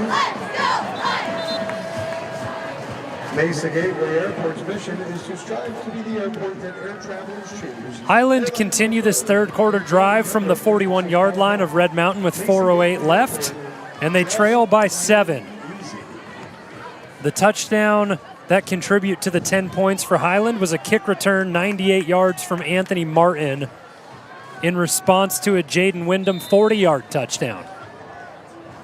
Red Mountain defense backing up, but not giving up too much for the time being. See a lot of movement in the secondary. There's and the bam. deep shot, Cash Dahlhawk to Shern. It was set up and they took it.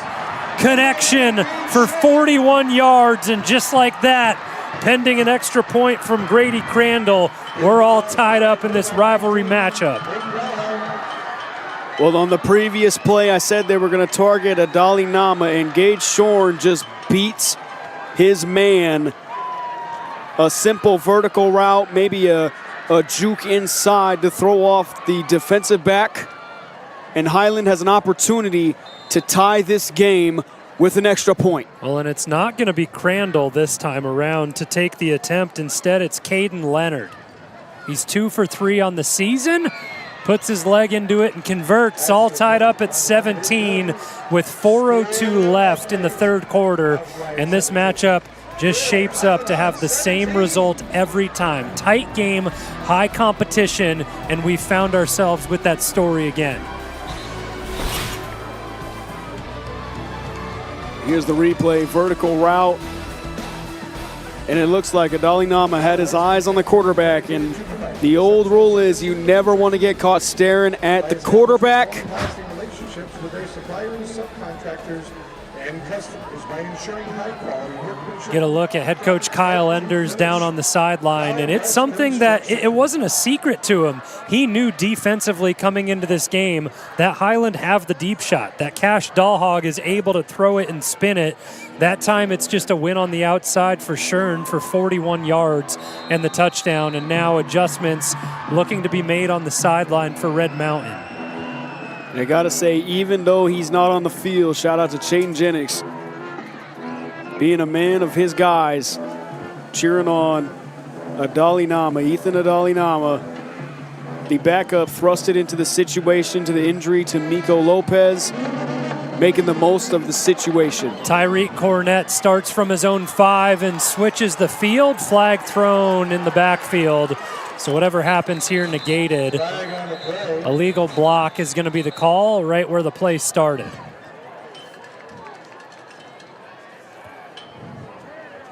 Elijah Galahar will be called for the block in the back, and no return yards credited for Tyreek Cornett.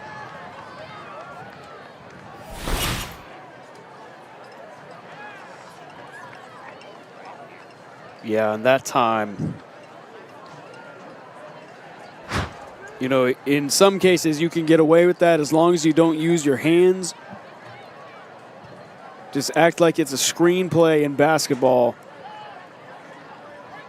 Just unlucky there for the Mountain Lions. Going back to the Red Mountain defense, I wonder what adjustments will be made on the sideline with Kyle Enders and company going over film, but you also wonder if you extend Kai Jackson even more. He started the season as this team's cornerback opposite of Tyreek Cornett. Hasn't played defense for the past 2 weeks. I wonder if it's a situation where Kyle Enders will have him relieve Adalanama. I think if it does end up being that kind of situation, I think you have to give the snap counts 50-50. I mean, Kai Jackson is basically doing all of his reps on the offense. He gets the carry on first down, not really anywhere to go. Always a scary situation when a lineman is getting hit in the back from the ball carrier. Jackson Brooks goes down, but back up and at it this time. It's just those kind of things we've seen twice tonight. So the opening reception for King Robinson, he got folded in the lower body, and then we see it again with Jackson Brooks being ran into by his own ball carrier. Yeah, it's just never good to see an offensive lineman go down on the turf. Hard count for Carmigiano, converts on it twice tonight, draws Highland offside. I think as well, too, if you're Carmigiano in this offense, you got to try and figure out a way to use that hard count to your advantage. They did that a lot, especially in that Mountain View game and in that Gilbert game last week. Use that to your advantage, get you some free yards, and get your offense in a good position to take the lead here. It begs the question, what does Dom do on the hard count that makes it so successful? Just emphasizes the cadence, and he's got it down to a science. Another give. Jackson forward for a first down as Red Mountain moved the sticks.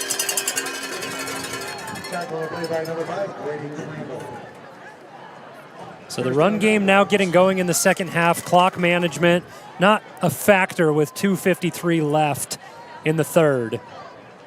So Red Mountain content to have the entire playbook open.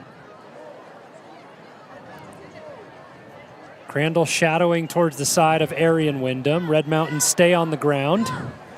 Kai Jackson fights forward for a couple of yards. Tupauga makes the stop. Yeah, Tupauga, he leads the Highland Hawks in tackles. Seldom seen in the pass rush for sacks. He's at 2. Gain of a couple on first down for Kai Jackson. Defense moving around for Highland pre-snap. Carmigiano has an extra rusher and takes a shot to King Robinson. Hauled in and brought down at the 50. Great awareness from Dominic Carmigiano to understand you got an extra pass rusher, you have an opening somewhere. That's exactly the type of shot play you need if you're Carmigiano at that point. Get it to your weapons. Use them to your advantage to get you some big yardage to set you up well. King Robinson, 223 yards going into this game. It's been the Arian Wyndham show, this season. But King Robinson, don't leave out King. I think the receiving core essentially complements each other, right? Those mid-range targets King Robinson can take, and the deep ball burner has really been Arian Wyndham throughout the season, and Jay Williams comfortable with the yak work in the backfield, getting the screen passes, swing passes, and everything in between. Red Mountain now have it at the Highland 48. 2nd and 8. Carmigiano steps up in the pocket and takes off, and a flag goes deep in the backfield. Well, if it's in the backfield, then most likely holding.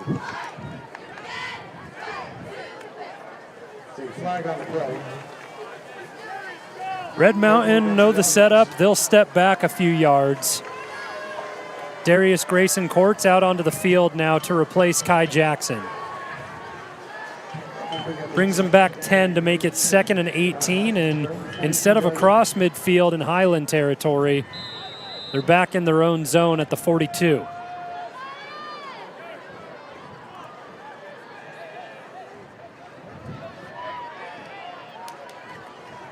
Under a minute now in the third quarter, Carmigiano sets up Darius Grayson Courts to his left. Red Mountain have picked off yardage in these 2nd and long situations to make it manageable before. Carmigiano, same look, Wyndham with the reception and brought down at the 42, and Highland are still fighting with them down on the ground. No quit for Wyndham, hangs on to the ball, and it makes it pretty much the exact same thing that we saw. There was a 2nd and 18 earlier in the game for Red Mountain. They hit the sticks to King Robinson, needed one on 3rd and 1, and they pounded it with Kai Jackson. And that will go down as a huge completion entering the 4th quarter. And then Kai Jackson, does he get that extra yard? Yeah, looks like he does. He has plenty there, and that's a testament to the big boys up front for Red Mountain, trusting in their guys to just put Kai Jackson behind them. Cole Allen a little bit slow to get up, but the offensive line for Red Mountain, Highland know they're coming straight at him and still can't stop it.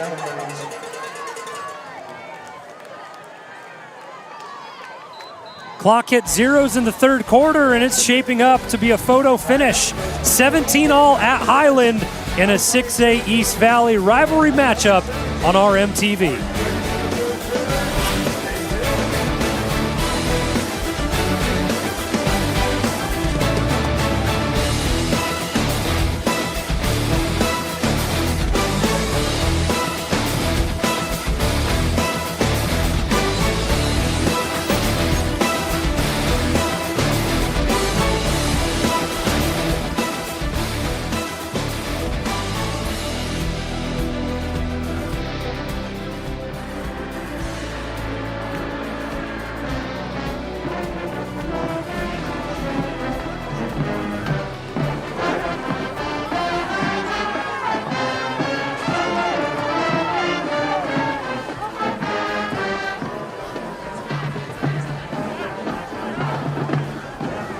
Start of the fourth quarter at Highland High School. Red Mountain have the ball and driving in a 17-17 tie game. And this one has feels of the Battle of Brown Road, the matchup against Mountain View a couple of weeks ago, where the third quarter was scoreless between the two teams. Red Mountain punched the final touchdown in, and it's enough to win the game. Now driving as the fourth quarter begins at the 39-yard line of Highland. And you have to have that same mentality as well. Just try and progress up the field slowly but surely, bleed clock out, get into the end zone, or just score as many points as you can and let your defense take care of the rest. And remember, this drive started from the Red Mountain 2-yard line with the penalty on the kick return. Here's Jay Williams in that yards after the catch screen game. They call his number early as he's able to beat Jackson Peel, who had the first contact on him, but he broke free.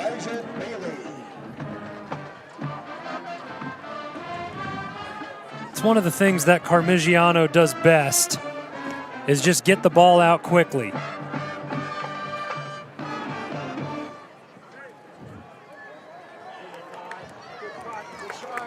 Good run play on second down for Kai Jackson, and the chains continue to move. It's been the story of this drive, a heavy dose of the run game for Kai Jackson and a couple short area targets plus the shot to King Robinson. And we have a Highland player down on the field. Never a good sight to see with an injury timeout. Always a fun opportunity when these guys get to play on Thursday night, but it makes for a short week, and some of these things can happen. Yeah, it makes for a very short week, and it also makes it a little bit more enjoyable for the players. They got Friday off, to go trick-or-treating or other Halloween festivities. And, the short week for coaches is just an absolute nightmare because, you have to pack more things into the day. Your team dinner is, earlier than normal. You go over the film from the first half of last week and the second half for this week, of course. And I think both teams have handled it pretty well. You're talking team dinner and trick-or-treating with 11:25 left in the fourth. I don't know if I'm going to be able to make it for the rest of the game. You got me hungry. These guys always well prepared and ready to rock and roll. And a good sight to see. Some assistance down on the field. And Joshua Tuitu laboring over to the Highland sideline, but able to get up and walk away under his own power.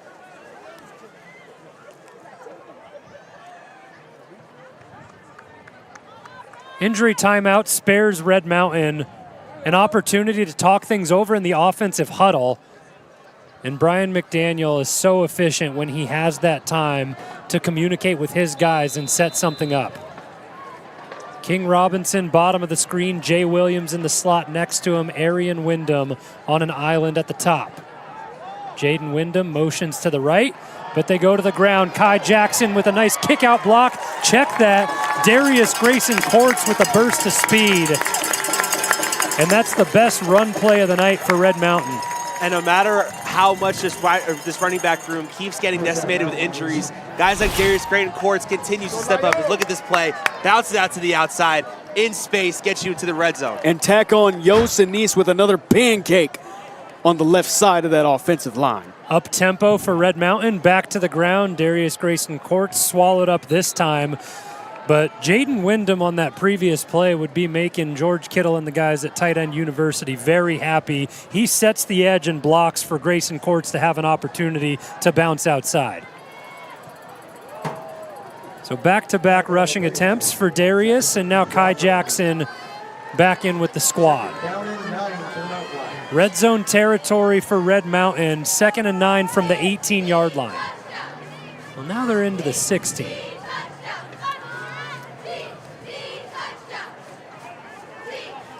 Parmigiano sets up the hard count again, checks the wristband. Watch out for this post route or vertical by Jaden Wyndham. Kai Jackson has the carry fresh off the bench, and he is planted, but able to hang on to the ball. And I tell you what, Grady Crandall does it in pass coverage, and the run game there puts a lick on Kai Jackson. That will bring up a Big third down for both teams. Highland, they're trying to bend and not break. Red Mountain trying to punch it in. Very similar to what Highland's been doing to them the last couple years. Short yardage situation. Red Mountain have relied on the run game. We'll see if they elect to stay there. Parmigiano goes play action. Running for his life. Back over the middle. Caught! Jay Williams in the end zone! Unreal, it's a sea of bodies. Jay Williams comes down with it. In a mess in the end zone, he somehow finds Williams for a touchdown. And that was almost a pick, too. If you look at the replay here, you're going to see that there were a bunch of black shirts in the middle of Jay Williams, and somehow that ball finds him. Look at this play here. Play action, bounce it out to the outside, rolling to his right, finding somebody there. It just got over the hands of the Highland defender there. Cole Allen. Great ball placement there from Parmigiano. Allen in coverage, unable to pick it off. He may want that one back, but only the 2nd touchdown of the season for Jay Williams. Pitzer to make it a 7-point game. Up and through, Pitzer is perfect. 9:25 left in the 4th. Red Mountain retake the lead, 24-17.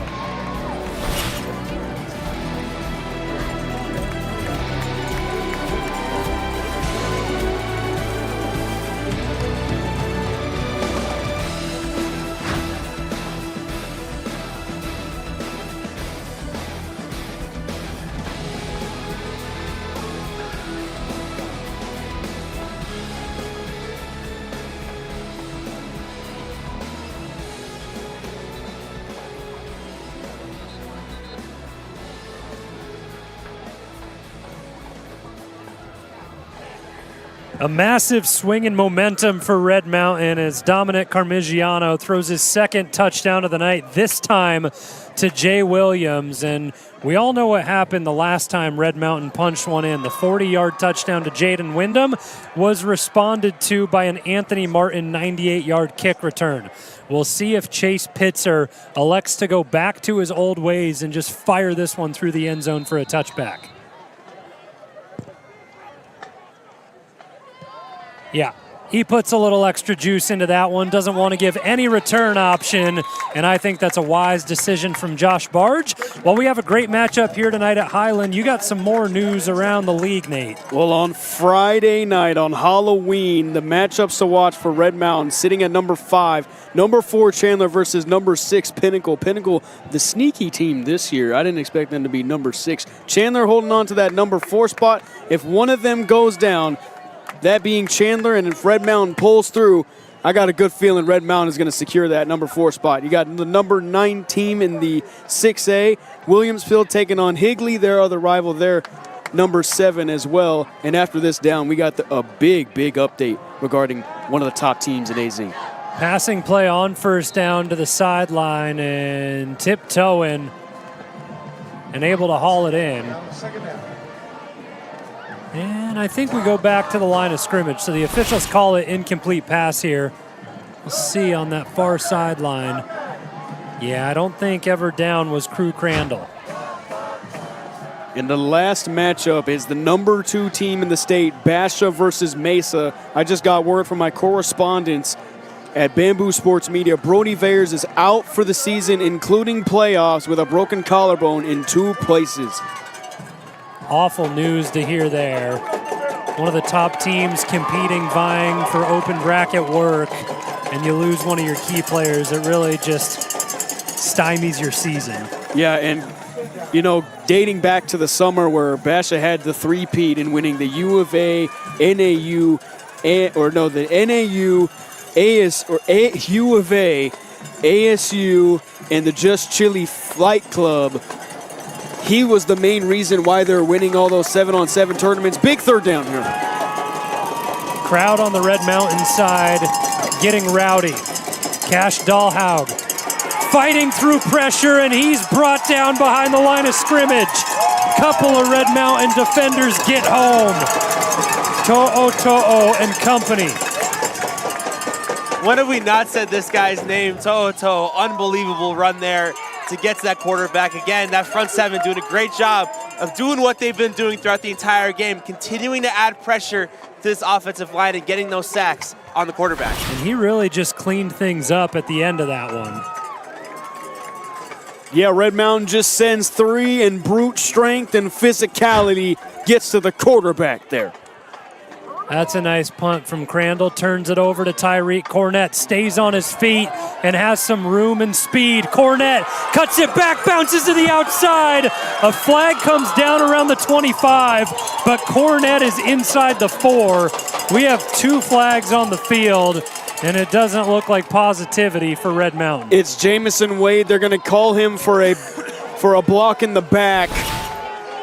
And that's just one that's been plaguing Red Mountain. Here's number 13. Just a light push in the back. Looks like we got another blocking penalty right up the field.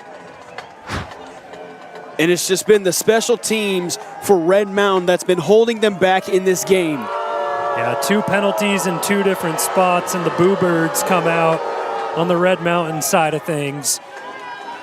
Close game here still, 7:50 left in the 4th. Red Mountain have a touchdown lead, and when Cornett got down to the 4-yard line, brought back all the way to the 46.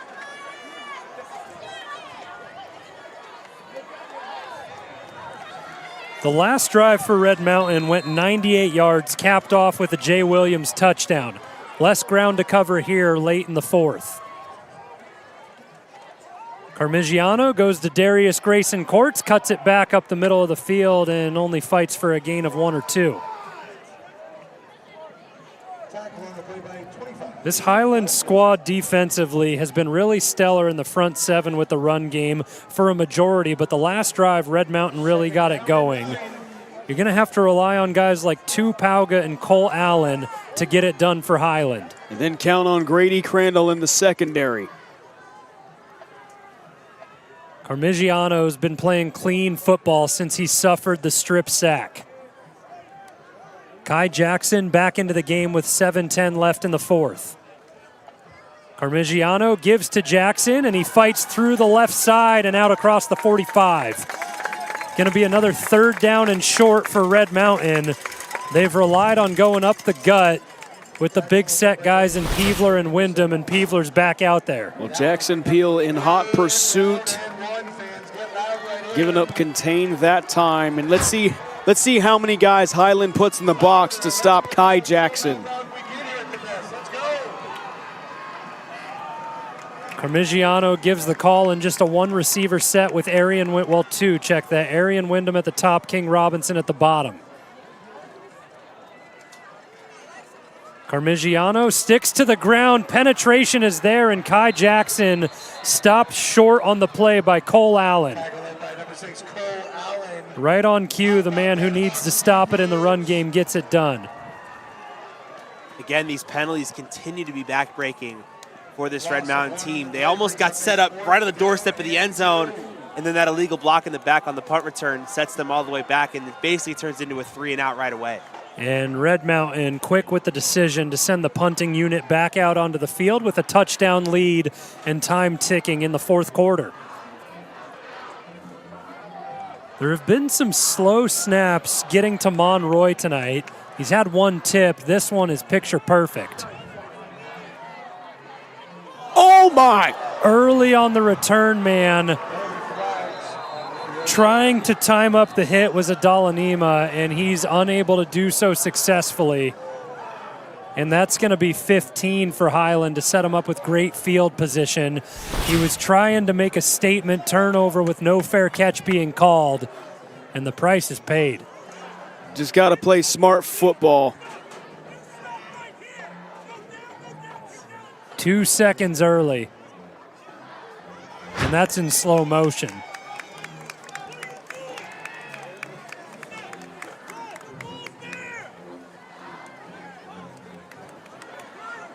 So the special teams unit costs a little bit of extra yardage, and Highland set things up at the 30-yard line as the Red Mountain offense getting an earful from failing to convert on that third down attempt. Brian McDaniel not happy with the run and the blocking scheme.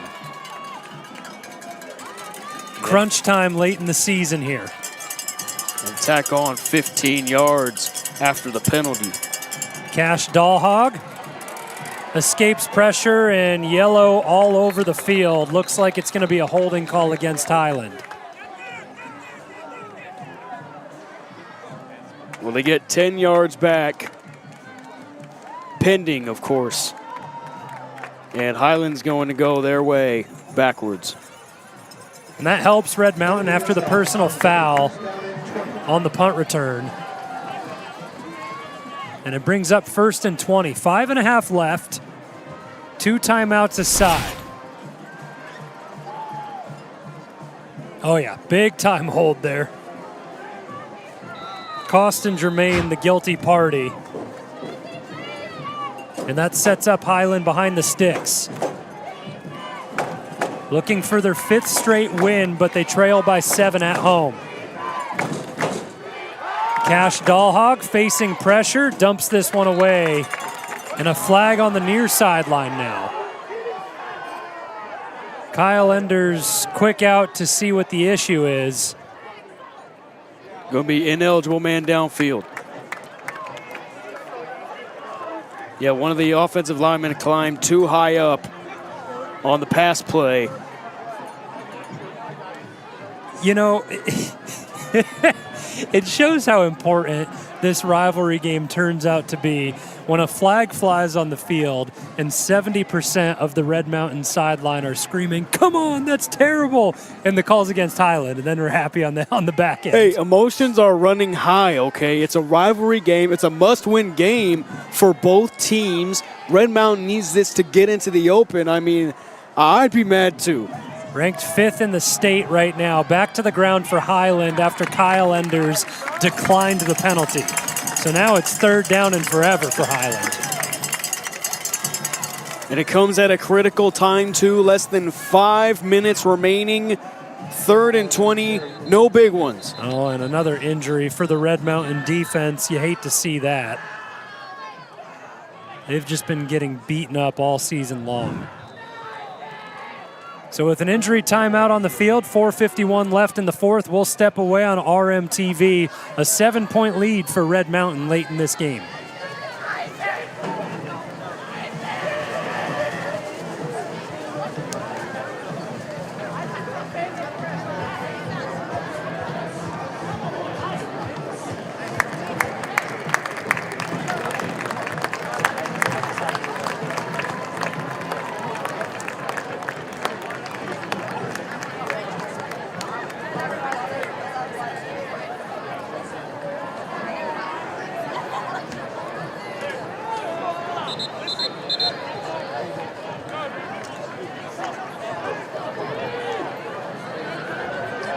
Healthy and back to the sideline, always a good sight to see for the Red Mountain defense that's gotten depleted in a few different areas. We talk about Chayton Jennings earlier in the season. Really unfortunate not being able to stay healthy, and you mentioned Miko Lopez out for this game tonight. So Red Mountain dip into the reserves, 3rd down and 20 for Highland. Cash Dahlhog, hit from behind as he throws. This one nearly intercepted, and the pass falls incomplete. Jackson White was looking for his third in consecutive weeks, along with Jamison Wade. It was nearly caught, might I add, by number 7, Crew Crandall. You got 4 mountain line defenders there. Crew Crandall actually almost catches this ball, and Jamison Wade falling backwards as he was trying to get that interception. You want to go up and get it. There have been penalty after penalty on special teams in the return game for Red Mountain. We'll see if Josh Barge has it sorted out with his unit. Short kick, and this one is just going to bounce away from Tyreek Cornett and out right around the 40-yard line of Red Mountain. And that's a huge stop for this defense, too. They've been great all game, just controlling the line of scrimmage like we talked about with Kyle Enders throughout this season. He's really focused on making this game be played at the line of scrimmage, and they've done a great job of that so far in this game. So now it's up to this offense to try and bleed the rest of this game out with 4:45 left to try and just get this win here. And how about the newcomer Leonidas Toe getting pressure on the quarterback, giving this offense a chance to put this game on ice. It's all smiles on the sideline for Red Mountain between Jamison Wade and his linebackers coach JP, saying you could gotten up a little bit higher to pick that. Offense takes over for Red Mountain at the 40 with 4:36 left in regulation. Carmigiano with the handoff, and Highland win the battle at the line of scrimmage.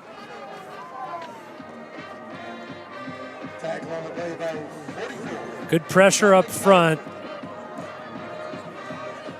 as Arian Wyndham having to run all the way back from about the 40-yard line of Highland to get back to the huddle.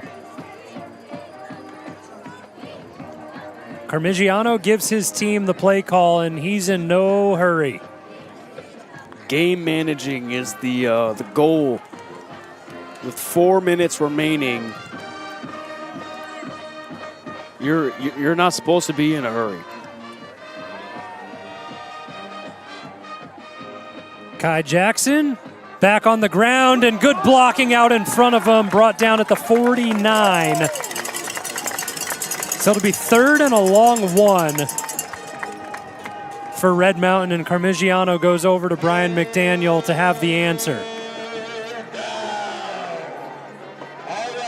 Well, 2 downs on this drive so far. Highland win the line of scrimmage the first time. Red Mountain answer.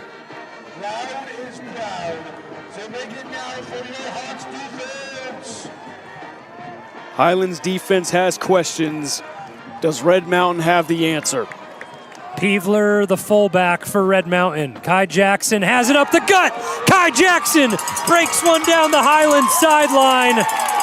And a huge gain for Kai Jackson. When you need him most, he's there for you.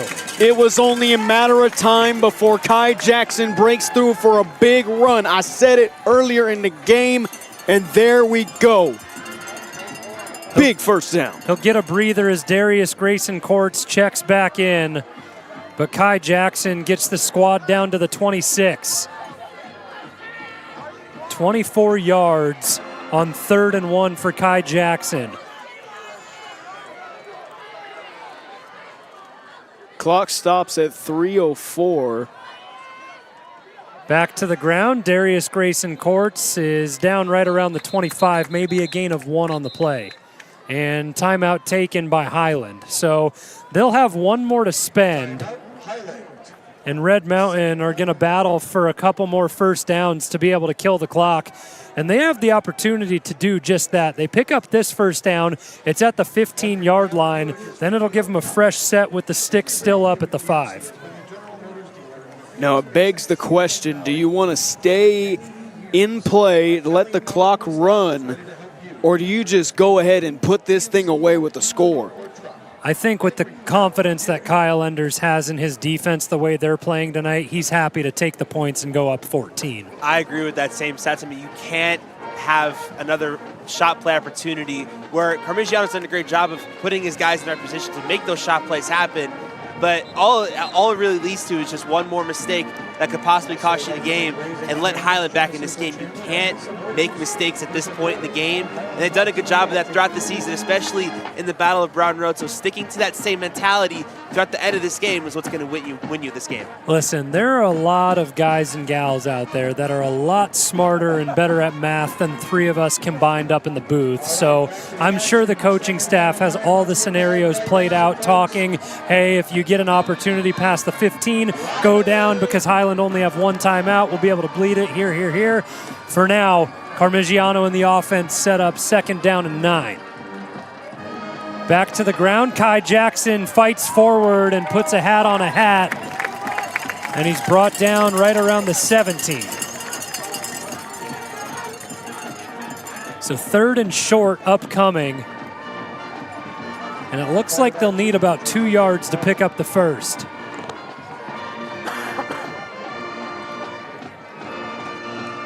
Going to be the longest 2 yards anybody has ever seen. And when you need 2 yards, who you going to call? Kai Jackson. Carmigiano under center. The give to Jackson. He fights away from a tackle. What a win from Kai Jackson. Red Mountain lose the edge to Cole Allen, but Kai Jackson slips free for the first down. And might I add, when it was 3rd down in the 4th quarter, right at midfield, that was the same play where Highland got a stop. A little poetic that it was the same play call. And not just the same play call, too, but on that play as well, it looked like there was an unblocked blitzer that was just about to get not Tyree Cornett, but Kai Jackson right at the line of scrimmage. And Kai Jackson just doing the shifty things that he does, snakes out of that, and is able to get the first down. Unbelievable blocking from this Red Mountain offensive line, and this offense doing a good job of getting the first downs that they need to try and win this game. Well, that all-white Red Mountain uniform of Kai Jackson has turned into looking like those ugly Arizona Cardinals rivalry jerseys. That thing is all brown from being in the dirt, hard-nosed runs all night. Whoa. Great play just by Kai Jackson evading that defender. You did not just say that. Worst thing that I've laid eyes on are those Arizona Cardinals jerseys. That's a very unnecessary stray. Though. Oh wait, I have no, to say that no, myself. no. The worst ones are the let me guess, the highlighter green Seattle Seahawks. I was going to say uniforms. the exact same thing. The Seahawks weren't that great either. You could have given a 3rd grader a white Gildan t-shirt and taken them to spin art class, and they put together the Cardinals jerseys. Okay, first of all, they're sandblasted. Okay, some people say they look like tortillas, but I don't know where they get that from. I get it. We live in the desert, but right now a chilly night, but Kai Jackson has been red hot running the football. Fights forward to the 10. Red Mountain still have the opportunity to pick up a first down near the 5-yard line.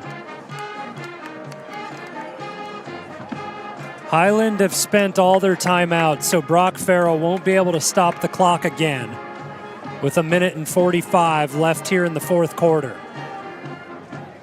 Red Mountain doing everything that they need to. It seems like a difference in this team from years past is that they're winning the close games. In crunch time against great opponents, Kyle Enders, Brian McDaniel, Josh Barge, JP, Sean Reedy, the entire coaching staff are drawing everything up and in unison. And barring something disastrous, Red Mountain is going to walk out of here 8-1 with a chance for maybe the last seed of a bye in the open. They bleed it down and take a timeout with 1:20 left on the clock. And we look forward. Well, time flies when you're having fun, and we certainly have been. Last game of the season next week, home against Queen Creek for Red Mountain. And we know what Tate Reynolds and company have been capable of year in and year out. And it's kind of been the one that hurt this Red Mountain squad a year ago, losing at Queen Creek after they'd been on a huge run to begin the year. Yeah, and it all comes full circle against the Queen Creek team that literally crushed Red Mountain's hopes and dreams on that skid in the late part of the year last year. Red Mountain has the opportunity to essentially do the same thing but to Queen Creek. As for Highland, it'll be a challenge for them. They'll be at home again, but taking on Mountain View. So they're facing that brutal Brown Road stretch in the schedule these next 2 weeks as Dominic Carmigiano and company break the huddle, get back down to the line, and it's a stage in the game where you just got to protect the football, make sure the snap is clean and everything that happens afterwards as well.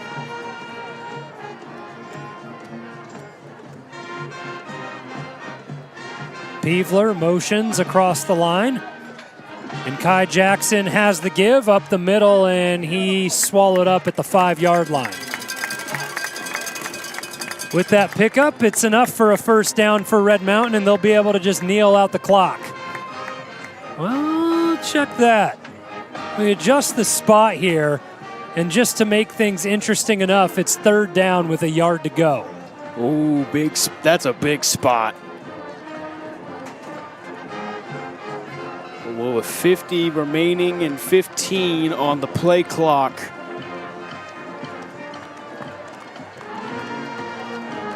Kyle Enders is happy with his guys. And he'll spend that last time out. So it's a situation where at the beginning of the 3rd quarter, when Brian McDaniel and his offense had to take that first time out of the half for Red Mountain, we mentioned it and said, hey, it may come to bite you in the butt, but all Red Mountain needed was 2. You see the pure jubilation from Kyle Enders, Crew Vanderlyn doing a couple dance moves next to him as they take it against Highland in back-to-back years.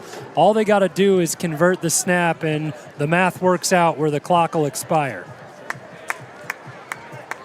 And a monumental win for Red Mountain. Obviously pending the Chandler and Pinnacle game tomorrow. Somebody's getting a trick and somebody's getting a treat.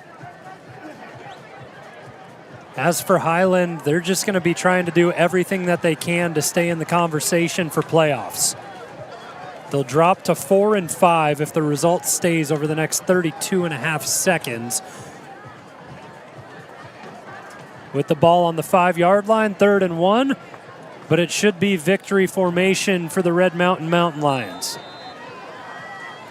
A historic season for this squad. They stay perfect in the 6A East Valley as Dominic Carmigiano takes the snap down to a knee, and another victory for Red Mountain, and they've done it against a big opponent here tonight at Highland on the road. Just a statement win for Red Mountain. They went when it's bird season and they bagged the limit, 24-17. Overall, a solid game from an open caliber team, if you ask me. The clock ends up striking zeros here at Highland. A 7-point victory for Red Mountain on the road in the 6A East Valley. We'll have all the post-game coverage and wrap up for you after the break on RMTV.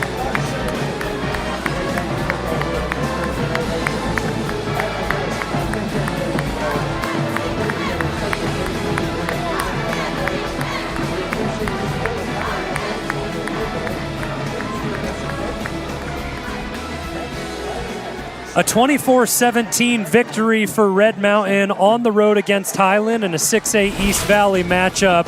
And excitement all throughout this one. The second half ended up being the deciding factor as we were tied after 3, 17 all. Well, we heard it from Kyle Enders in the pregame. This Brock Farrell team for Highland is just an absolute stud when it comes to the second half of the game, but Red Mountain does a good job at shutting the door on the Highland Hawks here today.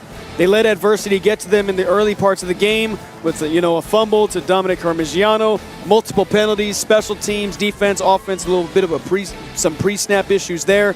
Kickoff return for a touchdown that went 98 yards. But ultimately, it's how you bounce back from that adversity, and Red Mountain did a good job.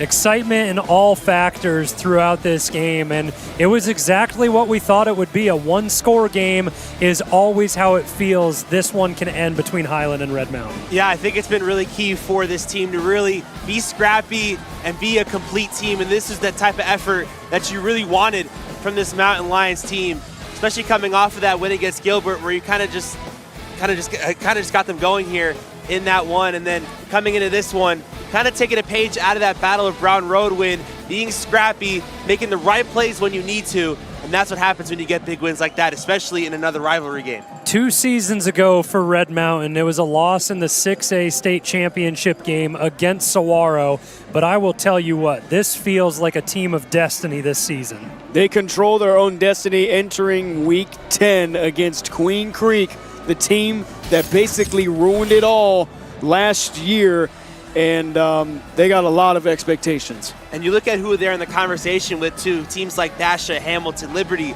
all the top teams in the state that they're really continuing to try and get after. So we'll see how they try and play against those type of teams later on as the playoffs happen. I would also like to point out the lack of media coverage that Red Mountain has had over this season, okay? Everybody can talk about Chandler, Hamilton, Basha, Pinnacle, Liberty. Nobody's going out to the East Valley, and nobody's covering Red Mountain like we do out here. And this Red Mountain team is top 5 in the AZ right now.